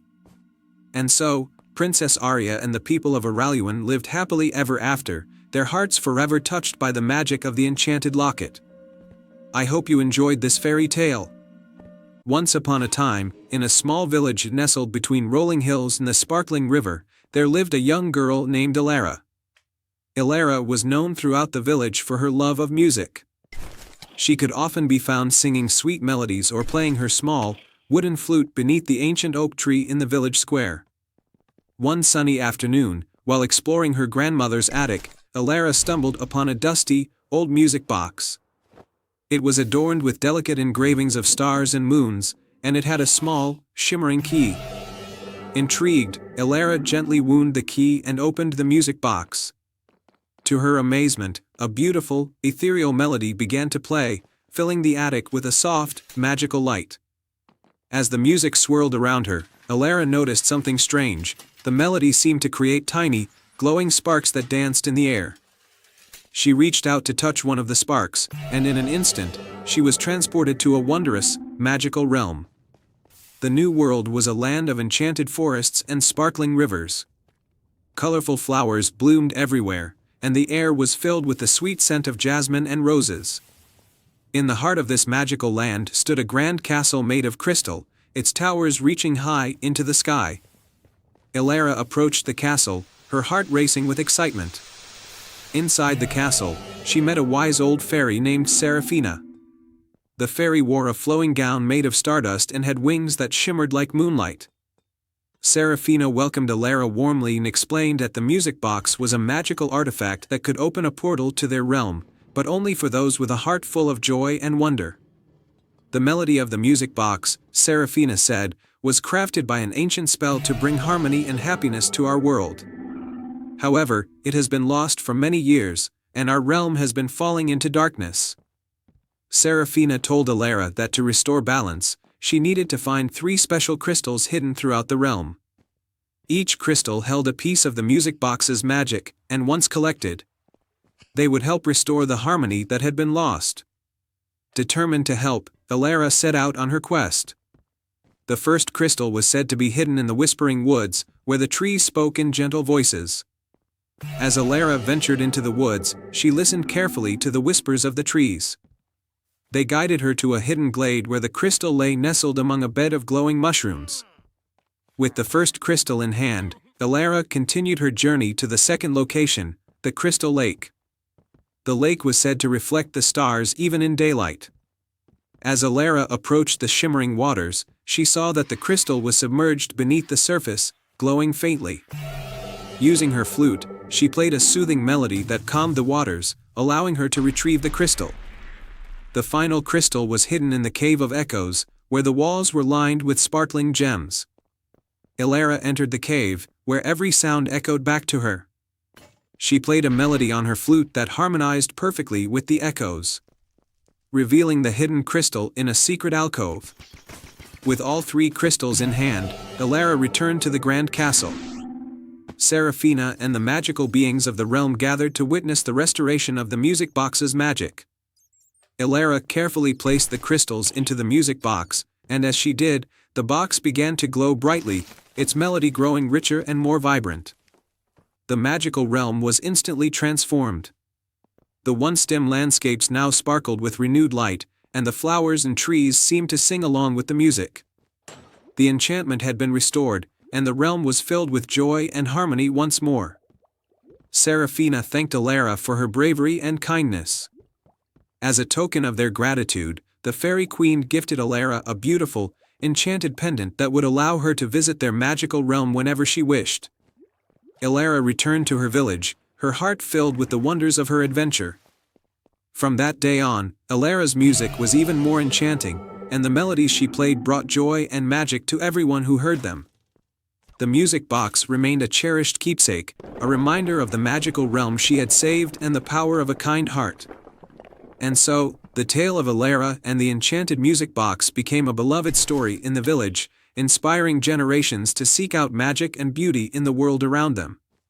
Once upon a time, in the kingdom of Eldoria, nestled between majestic mountains and lush valleys, there was an enchanted lake called Luminera. This lake was unlike any other, for it glowed with a radiant light that changed colors with the passing of each hour. The people of Eldoria believed that the lake's magic came from a mystical crystal hidden deep beneath its shimmering waters.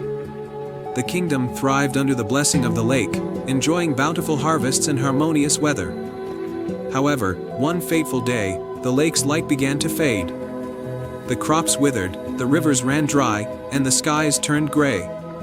The people of Eldoria were filled with despair, fearing that their beloved lake was losing its magic. King Cedric, a wise and compassionate ruler, knew that something had to be done. He called upon the bravest and most noble individuals in the kingdom, promising great rewards to anyone who could restore the lake's magic. Among those who answered the call was a young girl named Elara. She was not of noble birth, but her heart was pure, and her spirit was unyielding. Elara had grown up listening to stories about the enchanted lake and had always dreamed of exploring its depths. "Your Majesty," Elara said, kneeling before King Cedric, "I will find the source of the lake's magic and restore it to its former glory." The king, seeing the determination in her eyes, nodded. "Elara, your bravery and kindness are what this kingdom needs. Take this amulet, it will protect you on your journey. May the spirits of Eldoria guide you." With the amulet around her neck, Elara set off on her quest. She traveled through dense forests, crossed wide rivers, and climbed steep hills. Along the way, she encountered a friendly fox named Lyric, who offered to accompany her. "Hello, Elara," Lyric said with a playful grin. "I know the lands well and can help you navigate the treacherous paths to Luminera." Grateful for the companionship, Elara and Lyric continued their journey together. They soon arrived at the edge of the Whispering Woods, a place filled with ancient trees and magical creatures. There, they met a wise old owl named Orion, who perched high in the branches. "Greetings, travelers," Orion hooted softly. "I see you seek to restore the magic of Luminera. To proceed, you must solve my riddle. I speak without a mouth and hear without ears. I have no body, but I come alive with the wind. What am I?" Elara thought for a moment before answering, "An echo." Orion nodded approvingly and revealed a hidden path through the forest. "Follow this path to the Cavern of Echoes, where you will find the guardian of the crystal." Elara and Lyric followed the path, arriving at the entrance of a cavern that glimmered with crystals. Inside, they encountered a majestic stag named Loomis, the guardian of the crystal. "Brave Elara," Loomis said in a deep, resonant voice, "to restore the magic of Luminera, you must prove your courage and purity of heart. The crystal lies within the depths of this cavern, but it is guarded by shadows of doubt and fear. Only the pure of heart can retrieve it." With unwavering determination, Elara and Lyric ventured into the heart of the cavern. The shadows seemed to come alive, whispering doubts and fears into Elara's mind. But she remembered King Cedric's words and the hope of her people, and she pressed on, her heart filled with courage. Finally, they reached the chamber where the crystal lay, glowing faintly. Elara approached it and placed her hand on its surface.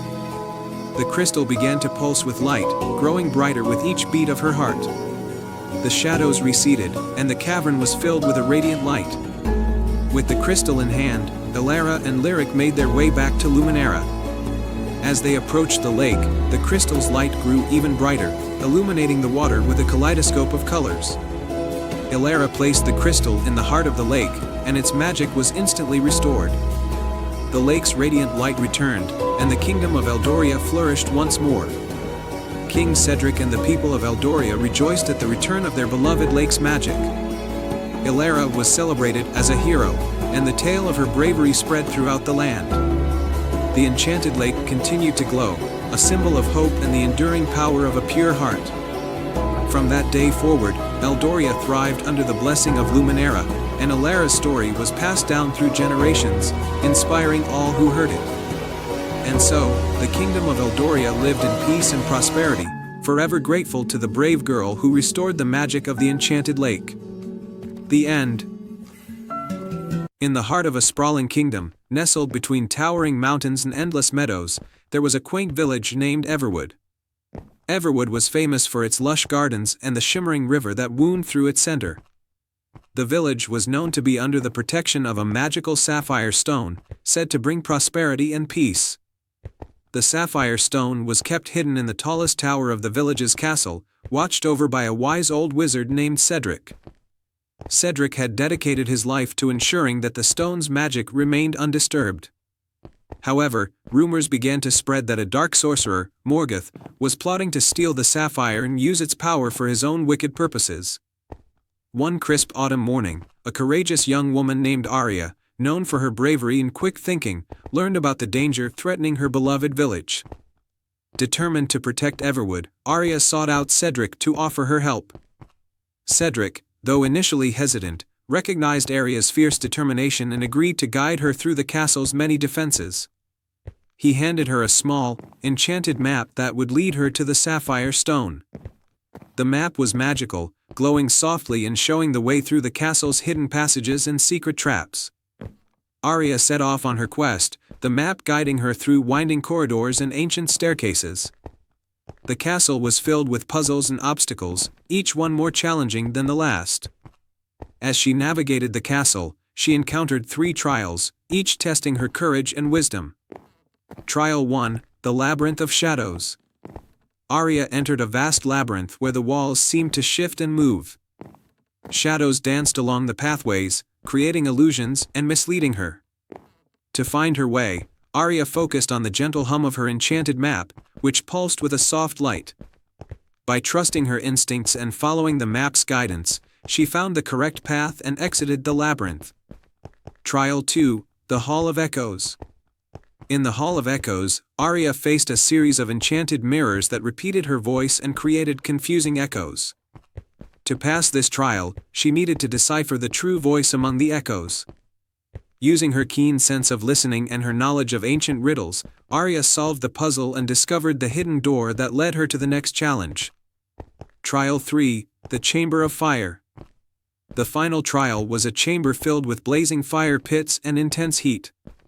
To cross safely, Arya needed to cool the flames using a magical incantation written in an ancient script.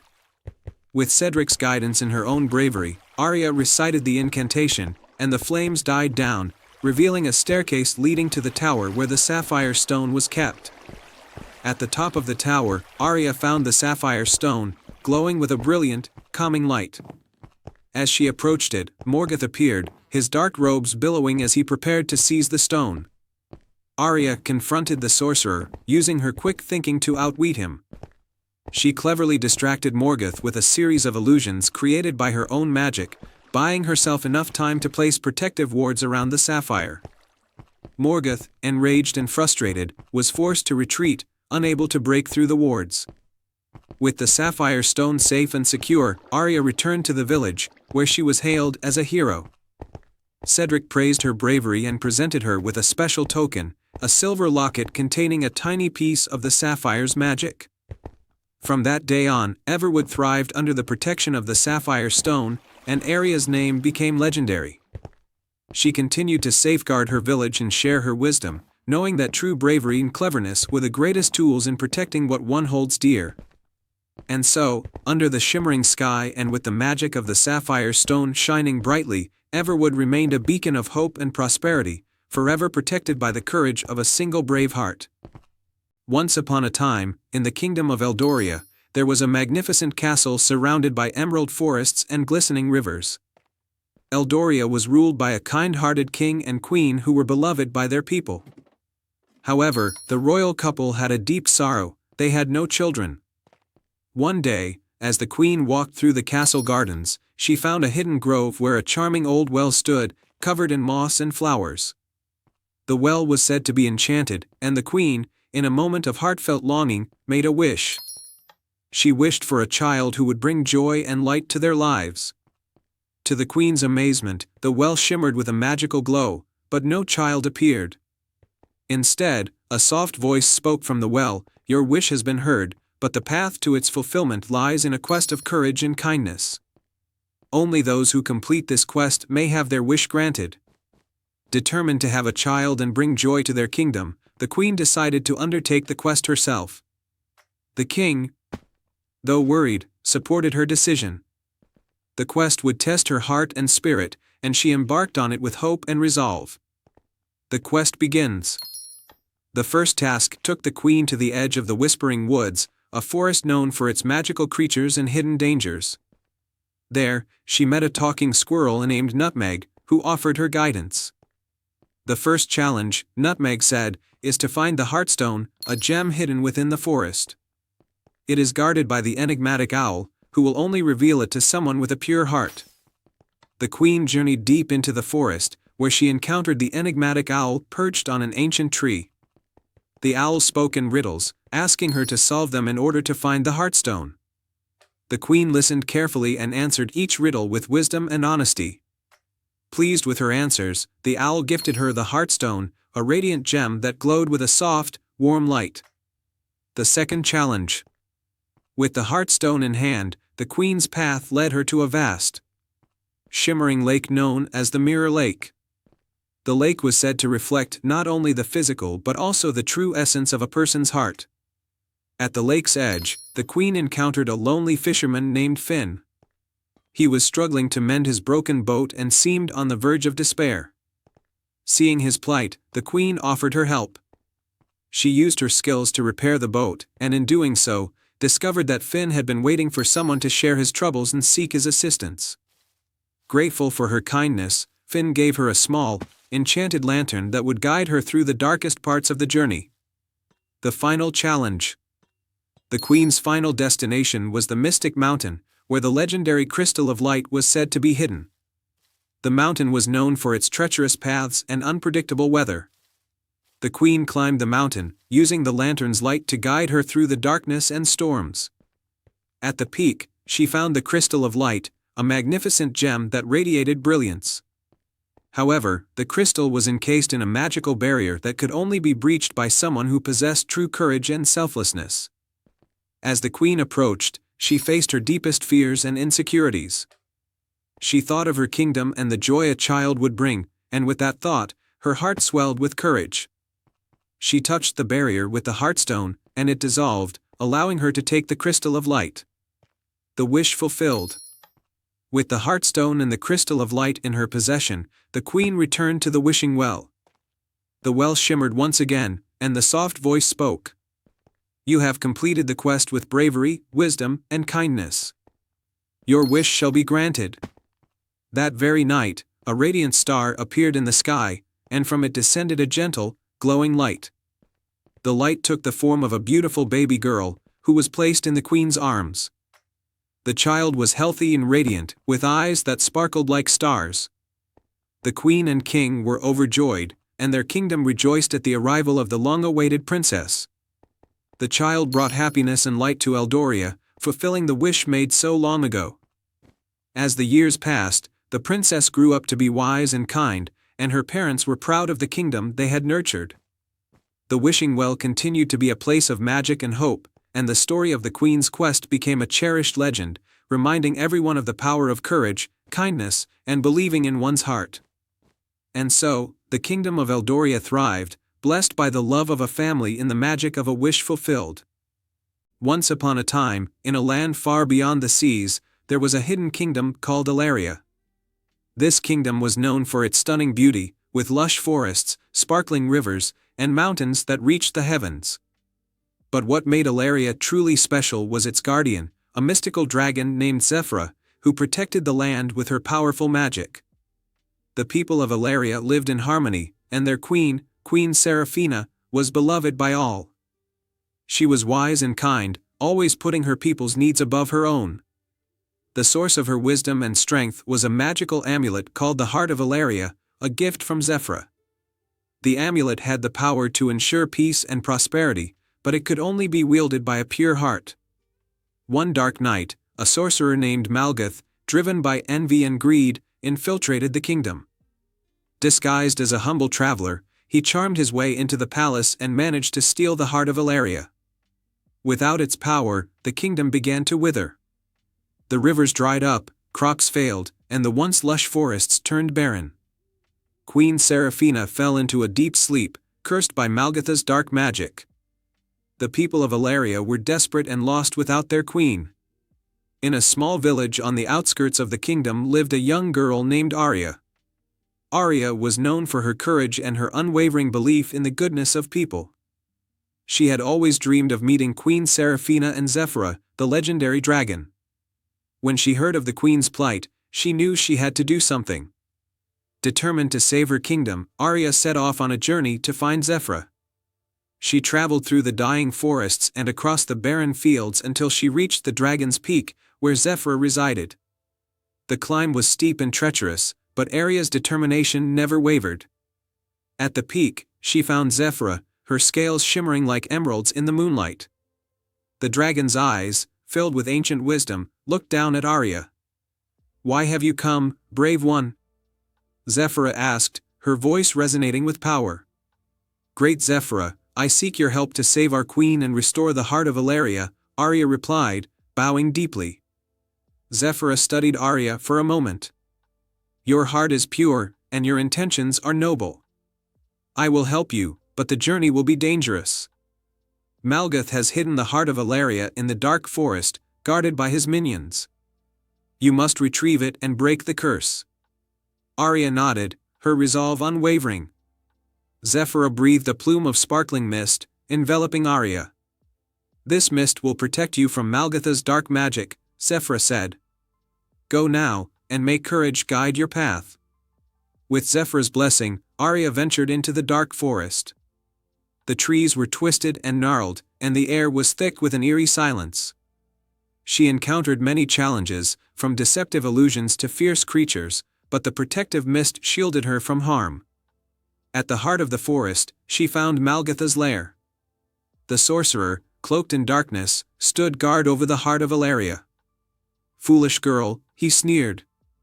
"You think you can defeat me?" Arya stood tall, her voice steady. "I do not fear you, Malgath. I fight for Valeria and our queen." Malgath laughed, sending waves of dark magic towards her.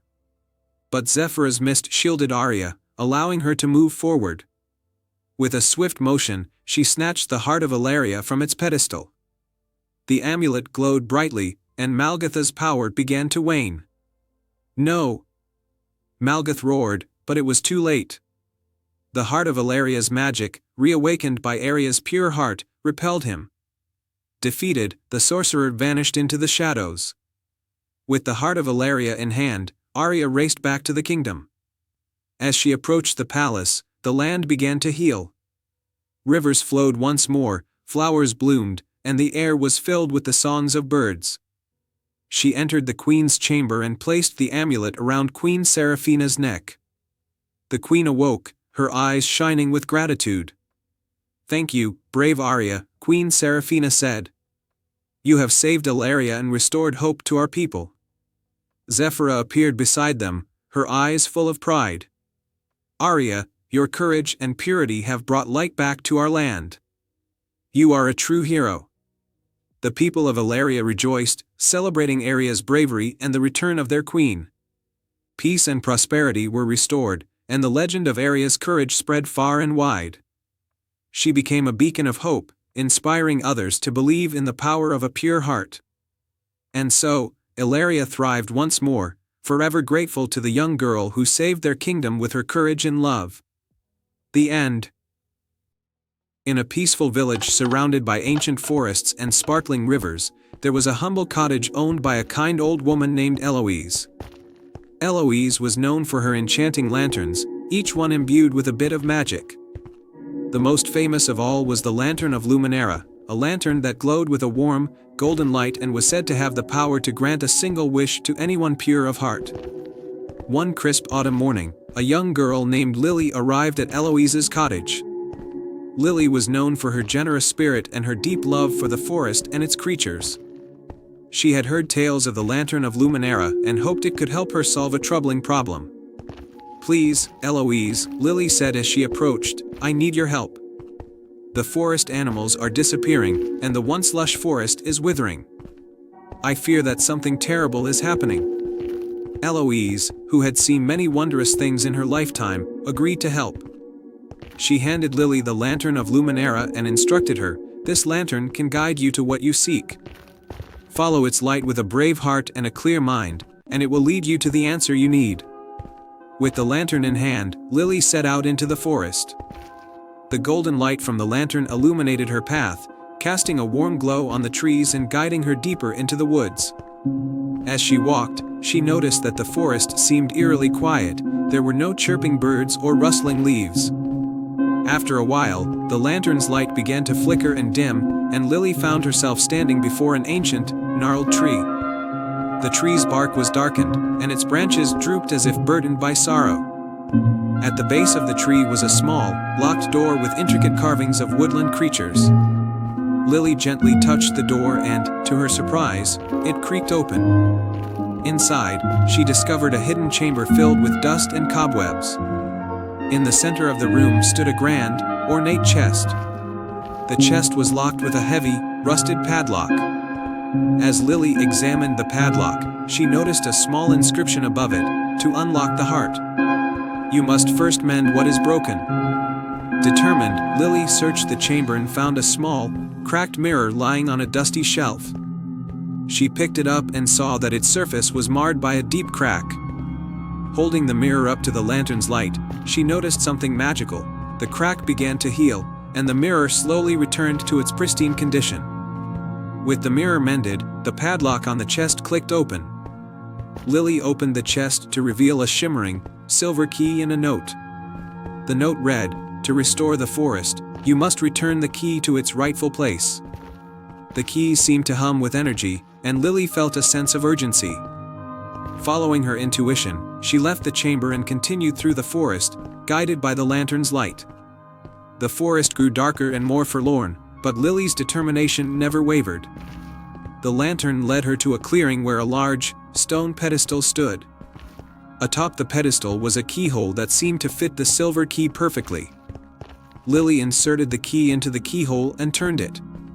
The moment the key turned, a burst of light erupted from the pedestal, and the forest began to shimmer with new life. Flowers bloomed, trees straightened, and the air was filled with the joyous sounds of woodland creatures returning to their homes. Lily looked around in awe as the forest was restored to its former glory. The lantern of Luminera glowed brighter than ever, and a soft, melodious voice echoed through the clearing. "You have restored the heart of the forest, Lily. Your pure heart and courage have brought back the magic." The voice belonged to a guardian spirit of the forest, who appeared as a gentle figure made of light and leaves. "The forest will forever be grateful for your bravery. As a token of our thanks, take this enchanted seed. When planted, it will grow into a tree that will always watch over the forest." Lily accepted the seed with gratitude and returned to her village. She planted the seed in a special spot in the forest, and it quickly grew into a magnificent tree with golden leaves that shimmered like the lantern's light. The villagers celebrated Lily's bravery and the restored forest with a grand festival. The forest flourished, and the lantern of Luminera was returned to Eloise's cottage, where it would await the next pure-hearted soul ready for an adventure. And so, the forest thrived under the watchful eye of the golden tree, and Lily's tale became a cherished story passed down through generations, reminding everyone of the magic that lies within a brave and kind heart. The end. Once upon a time, in a small village called Meadowbrook, there lived a young girl named Zara. Zara was known for her adventurous spirit and her love for animals. Every day, she would explore the fields and forests surrounding her village, always in search of something new and exciting. One sunny morning, as Zara wandered through the forest, she came across a peculiar sight. A beautiful golden feather lay on the ground, shimmering in the sunlight. She picked it up and marveled at its beauty. Suddenly, a soft voice spoke to her. "Hello, Zara," the voice said. Zara looked around but saw no one. "Down here," the voice continued. She looked down and saw a small, talking squirrel. "Did you just speak to me?" Zara asked, astonished. "Yes," replied the squirrel. "I am Nutmeg, the guardian of the forest. That feather you hold is from the great phoenix, a magical bird that brings life and prosperity to our land. But the phoenix has been captured by the wicked sorcerer, Malakar, and now the forest is in danger." Zara's heart filled with determination. "What can I do to help?"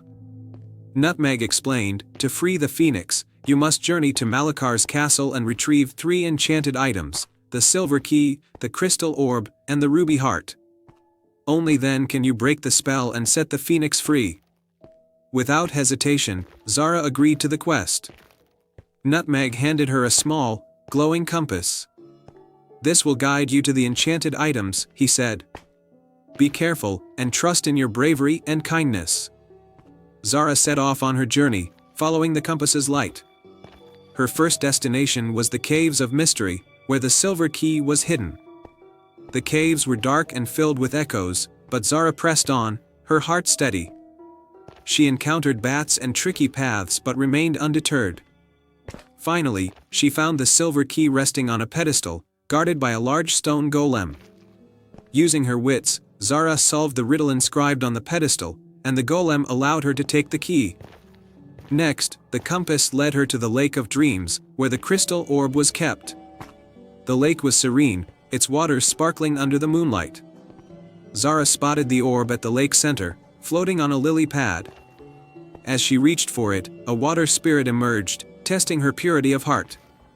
Zara spoke kindly to the spirit, sharing stories of her love for the forest and its creatures. Moved by her sincerity, the spirit gifted her the crystal orb. Finally, the compass guided Zara to the Garden of Thorns, where the ruby heart was hidden. The garden was filled with thorny bushes and venomous plants, but Zara carefully navigated through. At the garden's heart, she found a giant rosebush with a single, glowing red rose, the ruby heart. As she reached for it, the rosebush came to life, its thorns ready to strike. Zara sang a lullaby her mother used to sing, soothing the bush and allowing her to take the ruby heart. With all three items in hand, Zara made her way to Malakar's castle. The dark fortress loomed before her, but she entered with resolve. Inside, she found Malakar, who laughed at her bravery. "You think you can defeat me, little girl?" he sneered. Zara stood tall. "I have come to free the phoenix and restore the forest." Using the silver key, she unlocked the enchanted cage holding the phoenix. Then, she used the crystal orb to reveal the spell binding the phoenix, and finally, she placed the ruby heart on the phoenix's chest, breaking the spell. The great phoenix burst forth in a blaze of golden light, its majestic wings spreading wide. Malakar, blinded by the light, fled the castle, never to be seen again. The phoenix turned to Zara, its eyes filled with gratitude. "Thank you, brave Zara," the phoenix said. "You have saved me and the forest. As a token of my gratitude, I grant you a wish." Zara thought for a moment and then said, "I wish for the forest to always be safe and for the villagers to live in peace and harmony." The phoenix nodded and granted her wish. The forest flourished, and Meadowbrook prospered. Zara returned to her village a hero, and the villagers celebrated her bravery and kindness.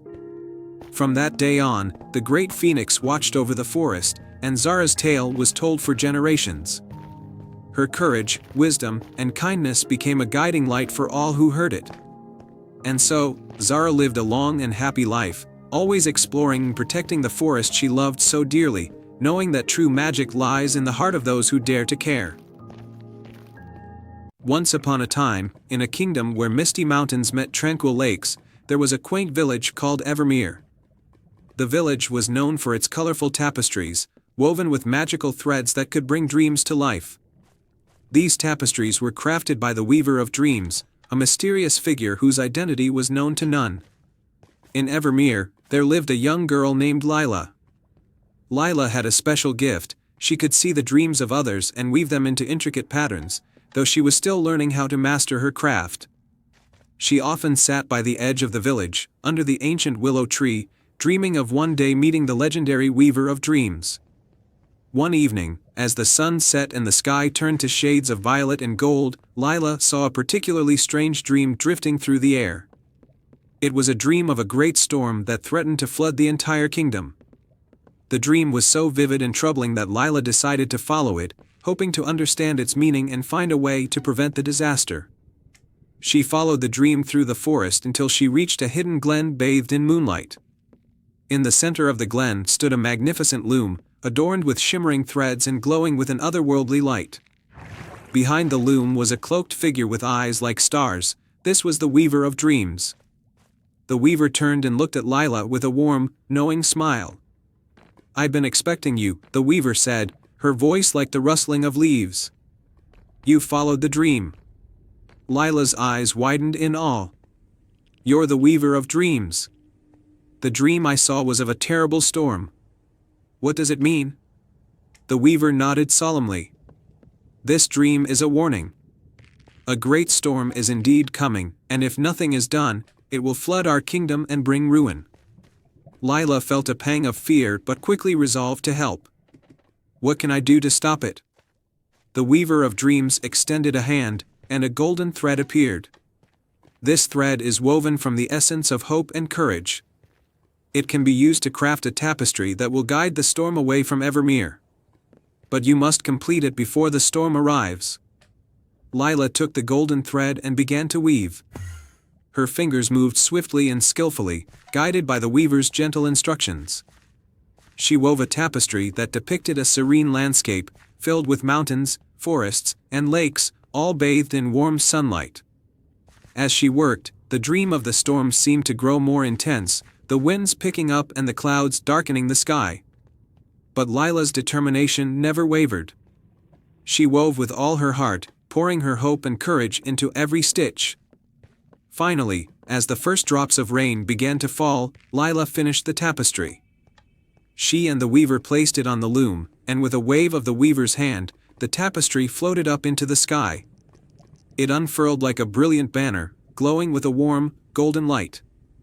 The storm, which had been approaching with great fury, saw the tapestry and began to change course. The clouds parted, and the rain turned into a gentle drizzle. The storm, guided by the tapestry's magic, drifted away from the kingdom, leaving Evermere untouched. The village awoke the next morning to clear skies and a renewed sense of peace. The villagers gathered around Lila and the weaver of dreams, who had appeared in the village square to witness the miracle. "You have saved us," the villagers said, their voices filled with gratitude. "The storm was a great threat, but your bravery and skill have protected us." The weaver of dreams looked at Lila with pride. "It was not just the tapestry that saved the kingdom, but your heart and courage. You have proven yourself a true weaver of dreams." Lila beamed with happiness. "Thank you for your guidance. I'll continue to use my gift to help others and keep our dreams safe." And so, the kingdom of Evermere thrived under clear skies and gentle rains.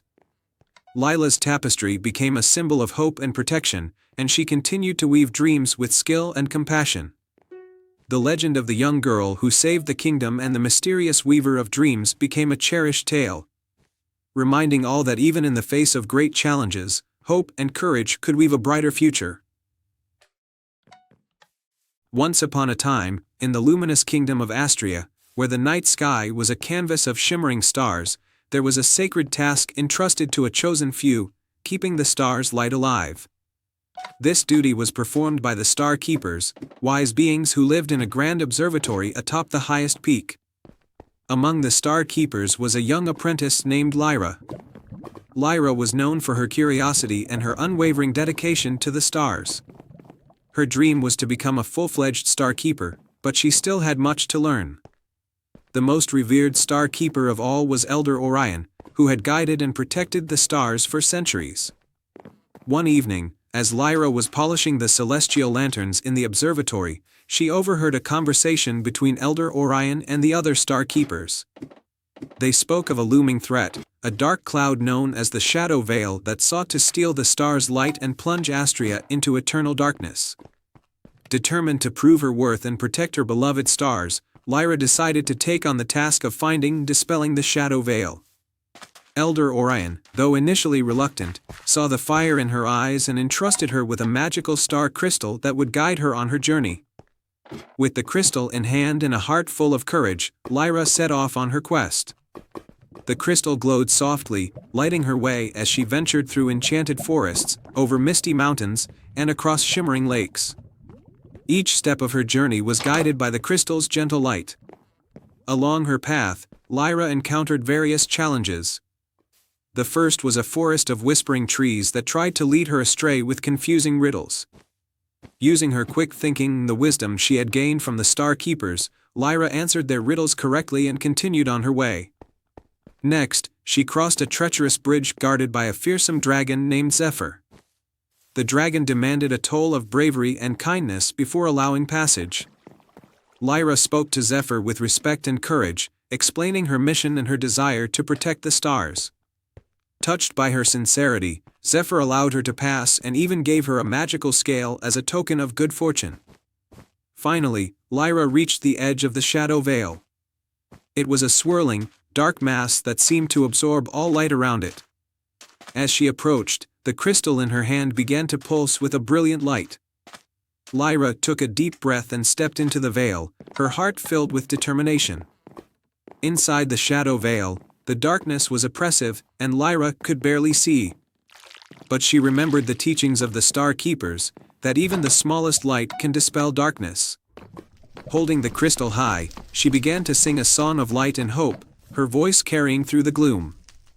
The melody of her song was pure and strong, and as she sang, the crystal's light grew brighter. The Shadow Veil began to retreat, its darkness unraveling in the face of Lyra's unwavering light. The veil fought back, but Lyra's song was relentless, and her courage fueled the crystal's power. At last, the Shadow Veil was dispelled, and the stars shone once more with their radiant light. The night sky returned to its brilliant glory, and the kingdom of Astria was safe again. Exhausted but triumphant, Lyra returned to the observatory. Elder Orion and the other Star Keepers greeted her with pride. They celebrated her bravery and the success of her quest. Lyra had proven herself worthy of becoming a full Star Keeper, her heart shining as brightly as the stars she protected. From that day on, Lyra took her place among the Star Keepers, guiding and safeguarding the stars with wisdom and dedication. The kingdom of Astria thrived under the light of the stars, and Lyra's story became a legend of courage and hope. And so, the stars continued to twinkle in the night sky, a reminder of the light that can overcome even the darkest shadows, thanks to the bravery of one young girl who followed her heart. The end. Once upon a time, in the heart of the magical kingdom of Eldoria, there was a mysterious and ancient forest known as the Forest of Echoes. The forest was known for its magical properties, and every sound within it would echo back with a new meaning or lesson. Legends spoke of a hidden treasure deep within the forest that could only be found by someone who truly understood the echo's messages. In a nearby village lived a curious young girl named Lena. Lena was known for her inquisitive nature and her love for exploring the unknown. She had always been fascinated by the Forest of Echoes and the legends surrounding it. One day, her grandmother fell ill with a rare ailment that no healer could cure.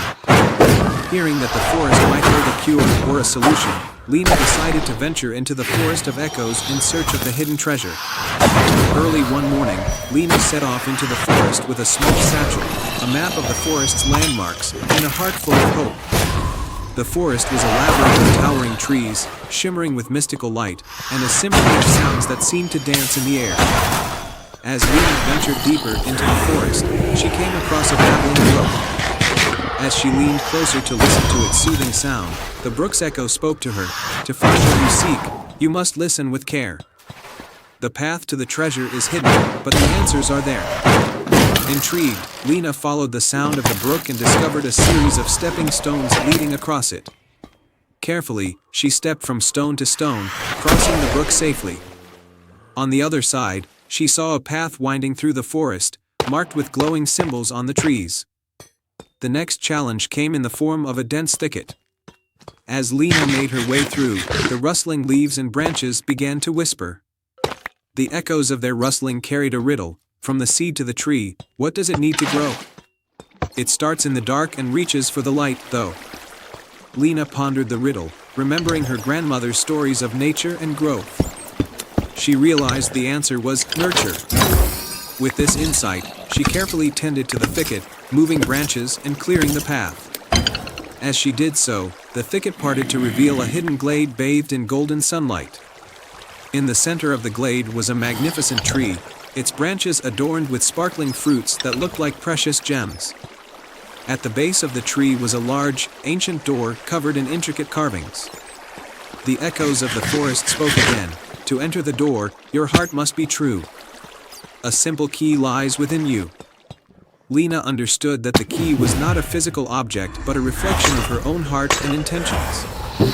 She took a deep breath and placed her hand on the door. As she did, the carvings began to glow, and the door creaked open to reveal a beautiful, luminous chamber. Inside the chamber was a pedestal with a glowing crystal at its center. The crystal was the hidden treasure of the Forest of Echoes, known for its healing properties and its ability to grant wisdom. Lena approached the pedestal, and the echoes of the forest filled the chamber with a soothing melody. As she reached for the crystal, a gentle voice spoke from within the chamber. "You have shown courage, wisdom, and a kind heart. The treasure is yours to take, but remember, its power lies in its purpose." Lena carefully took the crystal and made her way back to the village. Upon her return, she used the crystal's healing magic to cure her grandmother and bring wellness to the entire village. The crystal's light brought hope and renewal, and the village flourished once more. Lena's bravery and kindness became a legend in Eldoria, and the Forest of Echoes was celebrated as a place of wisdom and magic. The story of Lena's journey was passed down through generations, reminding all who heard it of the importance of listening, understanding, and using one's heart to guide their way. And so, Lena continued to explore and learn, her heart ever open to the lessons of the world. The Forest of Echoes remained a place of wonder and enchantment, where every echo held a secret waiting to be discovered. The end. In a quaint village nestled between misty mountains and lush meadows, there was a small shop known for its magical curiosities. The shop was owned by an elderly woman named Madame Zara, who was famous for her enchanting lanterns. Each lantern had a unique magic, but the most mysterious was the enchanted lantern, said to grant one wish to anyone with a heart full of courage and kindness. One crisp autumn evening, a young boy named Finn entered the shop. Finn was known throughout the village for his adventurous spirit and his kind heart. He had heard tales of the enchanted lantern and hoped it might help him find his missing sister, Lily, who had disappeared into the dark woods. "Madame Zara," Finn said, "I need the enchanted lantern to find my sister. The dark woods are filled with dangers, and I must bring her back safely." Madame Zara, who had seen many brave souls come and go, looked at Finn with a knowing smile. "The enchanted lantern is a powerful tool, but it requires a pure heart and a brave spirit. Are you prepared for the challenges ahead?" Finn nodded with determination. Madame Zara handed him the enchanted lantern, its light flickering softly as if acknowledging Finn's resolve. "Take this lantern, and follow its light into the dark woods. It will guide you through the dangers and help you find your sister." With the lantern in hand, Finn ventured into the dark woods. The forest was dense and shadowy, with twisted trees and eerie sounds. The lantern's light cut through the darkness, casting a warm, reassuring glow. As Finn walked, he encountered various challenges. First, he came across a wide, rushing river with no bridge in sight. The lantern's light revealed stepping stones just beneath the water's surface. Finn carefully crossed the stones, reaching the other side safely. Next, he faced a steep, rocky hill with a menacing fog swirling around it. The lantern's glow revealed a hidden path along the side of the hill. Finn followed the path, climbing steadily until he reached the top. As night fell, the forest grew colder and the shadows lengthened. Finn began to feel anxious, but he kept the lantern close, its light steady and comforting. Suddenly, a soft, melodic voice reached his ears. It was coming from a small, hidden grove. In the grove, Finn discovered a beautiful fairy with delicate wings and a shimmering gown. She was sitting on a bed of moss, looking sad. "I'm lost," the fairy said, "and I can't find my way back to the fairy kingdom." Finn, despite his own quest, felt a surge of compassion. "I'll help you find your way," he said. "In return, could you help me find my sister?" The fairy's eyes brightened with gratitude. "Thank you, brave boy. I will guide you to your sister, but first, we must find the heart of the dark woods where the enchantment is strongest." Together, Finn and the fairy followed the lantern's light deeper into the forest. The fairy used her magic to clear the path of obstacles and illuminate hidden dangers. After what felt like hours, they reached a clearing where a large, ancient tree stood. Its branches were adorned with glowing orbs. At the base of the tree, lying in a bed of soft leaves, was Lily. She was asleep, surrounded by a gentle, magical aura. Finn rushed to her side, and the fairy gently woke Lily with a soft touch. Lily stirred and smiled when she saw Finn. "You found me," she exclaimed, hugging her brother tightly. The fairy, seeing that Finn's wish had been fulfilled, began to fade. "Thank you for your kindness, Finn. You have restored the balance of the forest and shown true bravery. The enchanted lantern's magic is now complete." Finn and Lily returned to the village, where they were greeted with joy and relief. The villagers celebrated their safe return, and the story of Finn's bravery and the enchanted lantern spread far and wide.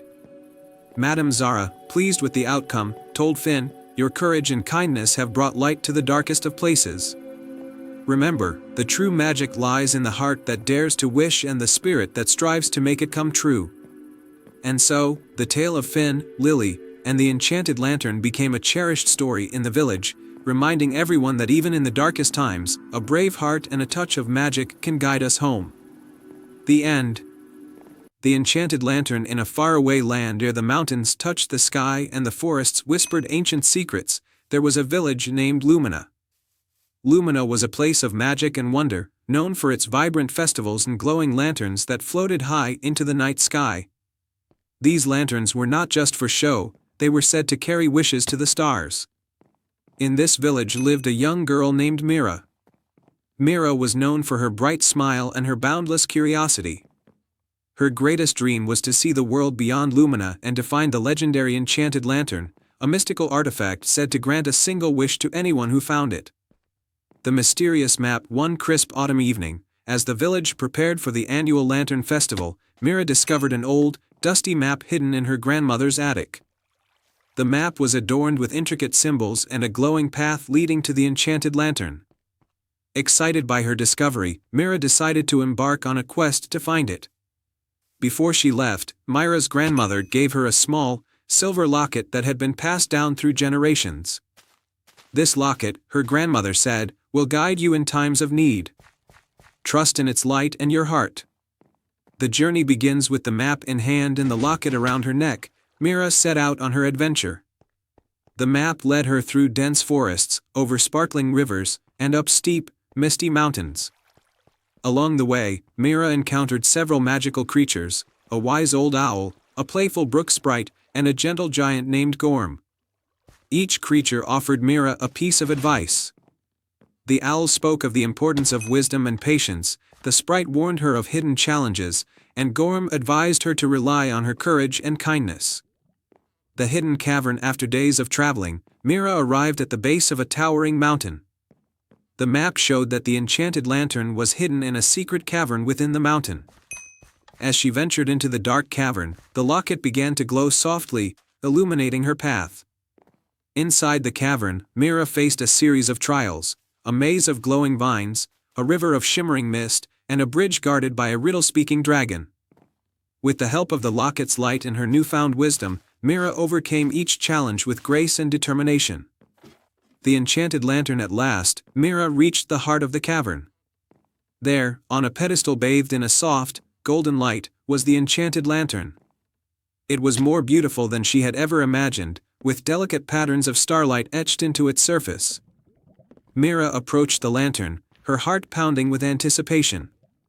She took a deep breath and made her wish. "I wish for the happiness and well-being of my village and everyone in it." As soon as she spoke her wish, the enchanted lantern glowed brightly, and a warm, comforting light filled the cavern. The light seemed to flow through Mira, filling her with a sense of peace and joy. A magical return. When Mira returned to Lumina, she was greeted with astonishment and celebration. The village was flourishing like never before, crops were bountiful, the rivers sparkled with clarity, and the lanterns floated higher and brighter than ever. Mira's bravery and selflessness had brought immense joy and prosperity to her village. The villagers celebrated with a grand festival, lighting lanterns that soared into the night sky, each one carrying a piece of their gratitude and love. A lasting legacy. The story of Mira and the enchanted lantern became a cherished tale in Lumina. Mira was remembered not just as a brave adventurer but as a beacon of hope and kindness. The locket she had used on her journey was placed in a special place in the village square, a reminder of the magic that lies in every act of selflessness and every wish made from the heart. And so, the village of Lumina continued to shine brightly under the light of its lanterns, forever guided by the courage and kindness of a young girl who had sought to bring happiness to her world. Once upon a time, in a quaint village nestled at the edge of an enchanted forest, there was a legendary tree known as the Whispering Willow.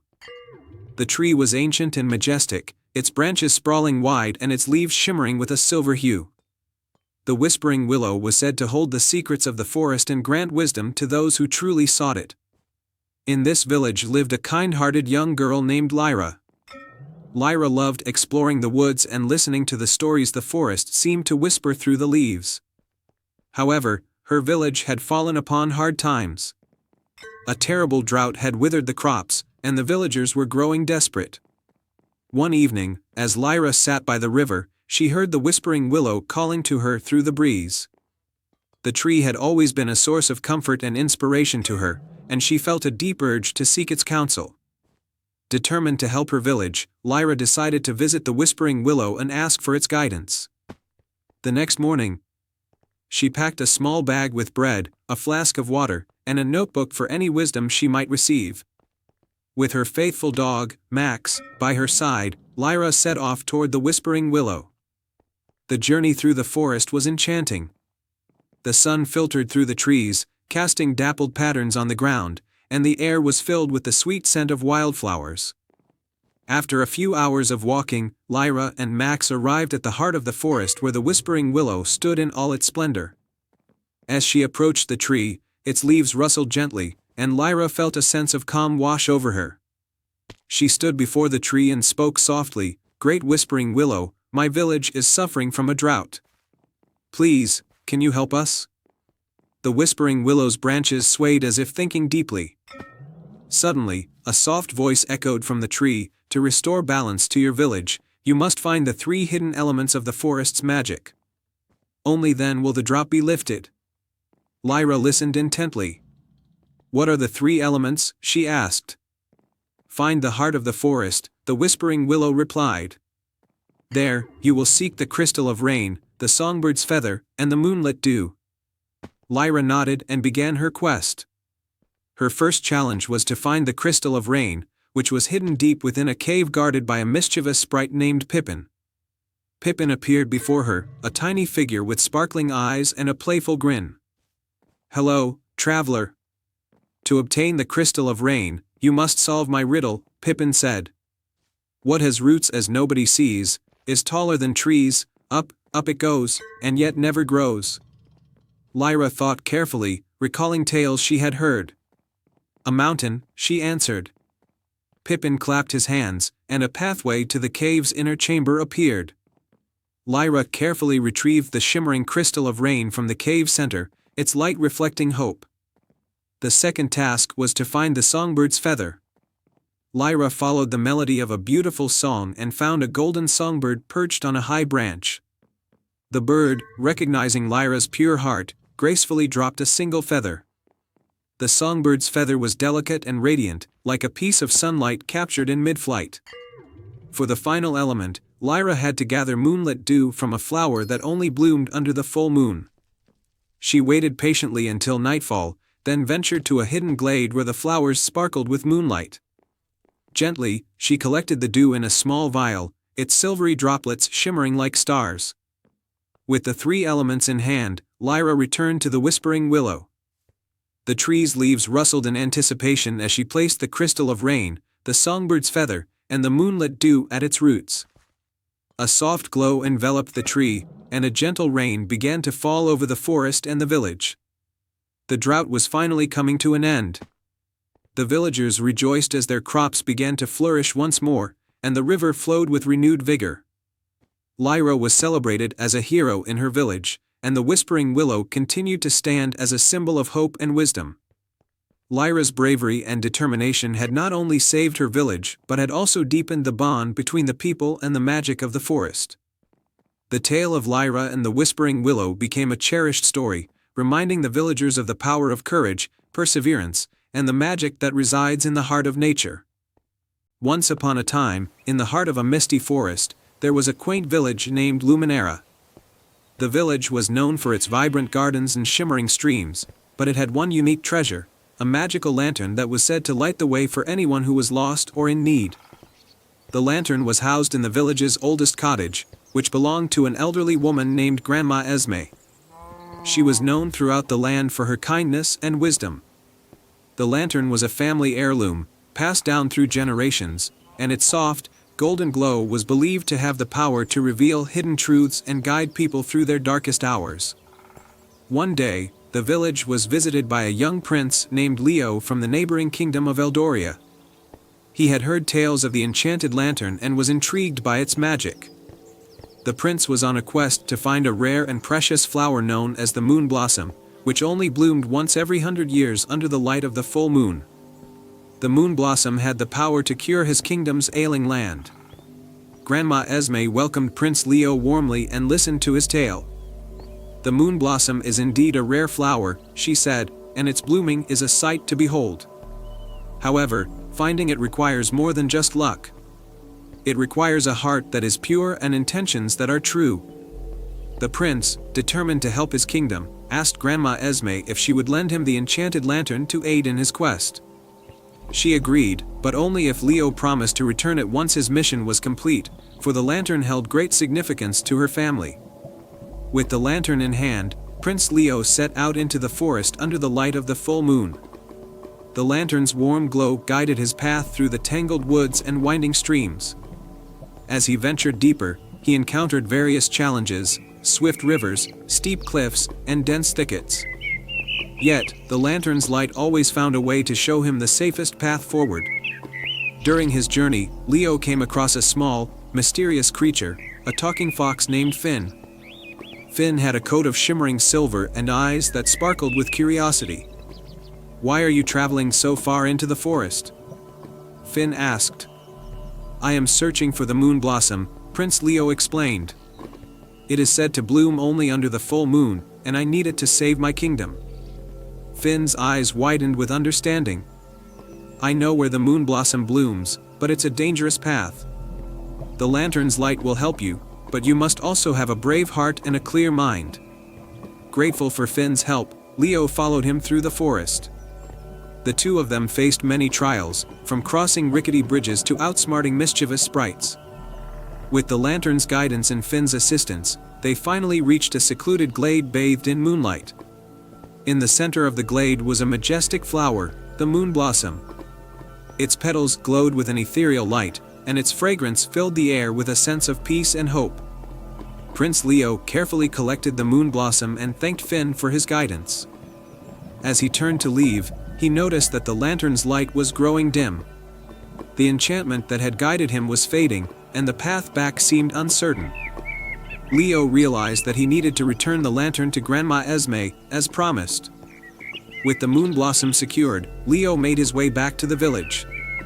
The journey was still challenging, but the memories of his adventure and his commitment to his kingdom's welfare kept him steady. Upon returning the lantern to Grandma Esme, he presented her with the moon blossom. "You have fulfilled your promise," Grandma Esme said, smiling. "And you have shown great courage and purity of heart. The lantern will continue to guide those in need, and the moon blossom will heal your kingdom." Prince Leo returned to Eldoria, where the moon blossom was used to restore the land to its former glory. His kingdom thrived once more, and he was celebrated as a hero. He often thought fondly of the enchanted lantern in the village of Luminera, where his journey had begun. The lantern remained in Grandma Esme's cottage, its light still shining brightly for those who sought guidance. The story of Prince Leo and the enchanted lantern became a beloved legend in Luminera, reminding everyone of the power of bravery, kindness, and the magic of a guiding light. And so, the village of Luminera continued to glow with the light of hope and adventure, ever ready to illuminate the path for those who ventured into the forest in search of their own dreams. The end. Once upon a time, in a kingdom called Eldoria, there was a small village named Willowbrook. The village was surrounded by dense forests, sparkling streams, and rolling hills. Willowbrook was a peaceful place, but its people were struggling due to a terrible drought. The crops withered, the animals grew thin, and the once bubbling brook that gave the village its name had nearly dried up. In this village lived a young boy named Finn, known for his kind heart and unwavering optimism. Finn lived with his grandmother, who often told him stories about magical creatures and ancient treasures. His favorite story was about the golden feather, a magical feather from the phoenix of the sun. It was said that the feather could bring life and prosperity wherever it went. One evening, as the sun set over the parched fields, Finn's grandmother called him close. "Finn," she said softly, "the time has come for you to seek the golden feather. Our village is in desperate need, and I believe you have the courage to find it." With his grandmother's blessing and a small satchel of provisions, Finn set off early the next morning. He followed the path through the forest, guided by the tales his grandmother had told him. The journey was long and arduous, but Finn's determination never wavered. As he ventured deeper into the forest, Finn encountered a wise old owl named Athos. Athos perched on a low branch and spoke, "To find the golden feather, you must prove your wisdom.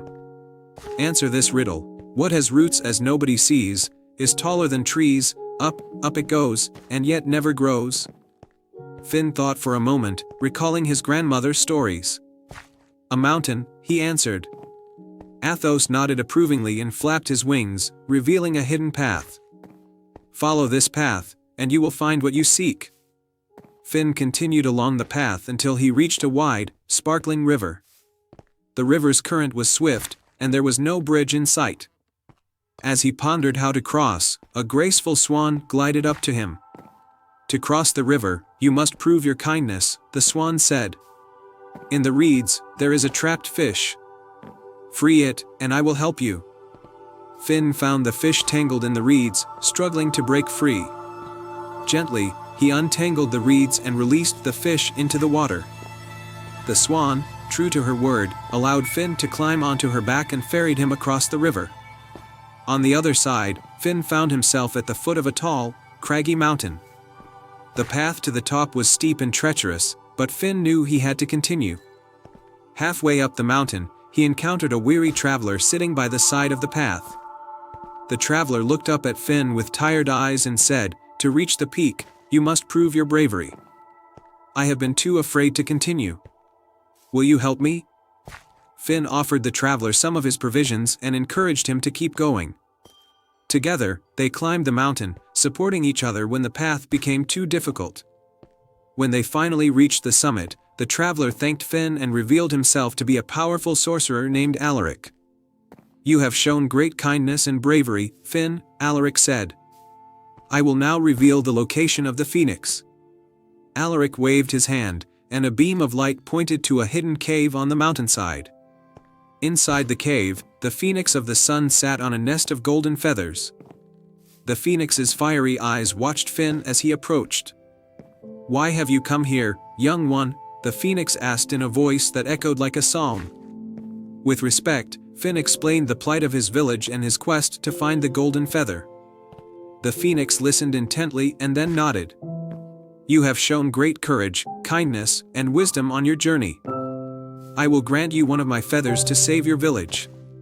The phoenix plucked a single, glowing feather from its nest and handed it to Finn. The feather shimmered with a light that was both warm and soothing. "Use this feather wisely," the phoenix advised. "Its magic is powerful but must be used with a pure heart." Finn thanked the phoenix and began his journey back to Willowbrook. When he returned, he found the villagers gathered in the town square, their faces filled with hope and curiosity.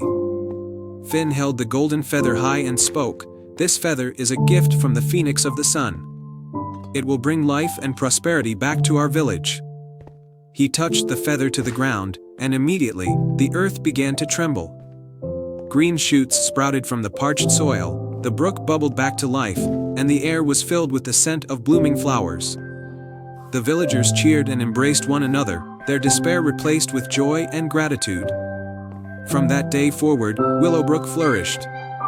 The crops grew bountiful, the animals thrived, and the brook ran clear and strong. Finn was hailed as a hero, and the golden feather was placed in a special shrine at the heart of the village, a reminder of the courage and kindness that had saved them all. And so, the village of Willowbrook lived happily ever after, forever grateful to the brave young boy who brought hope and life back to their land. The end.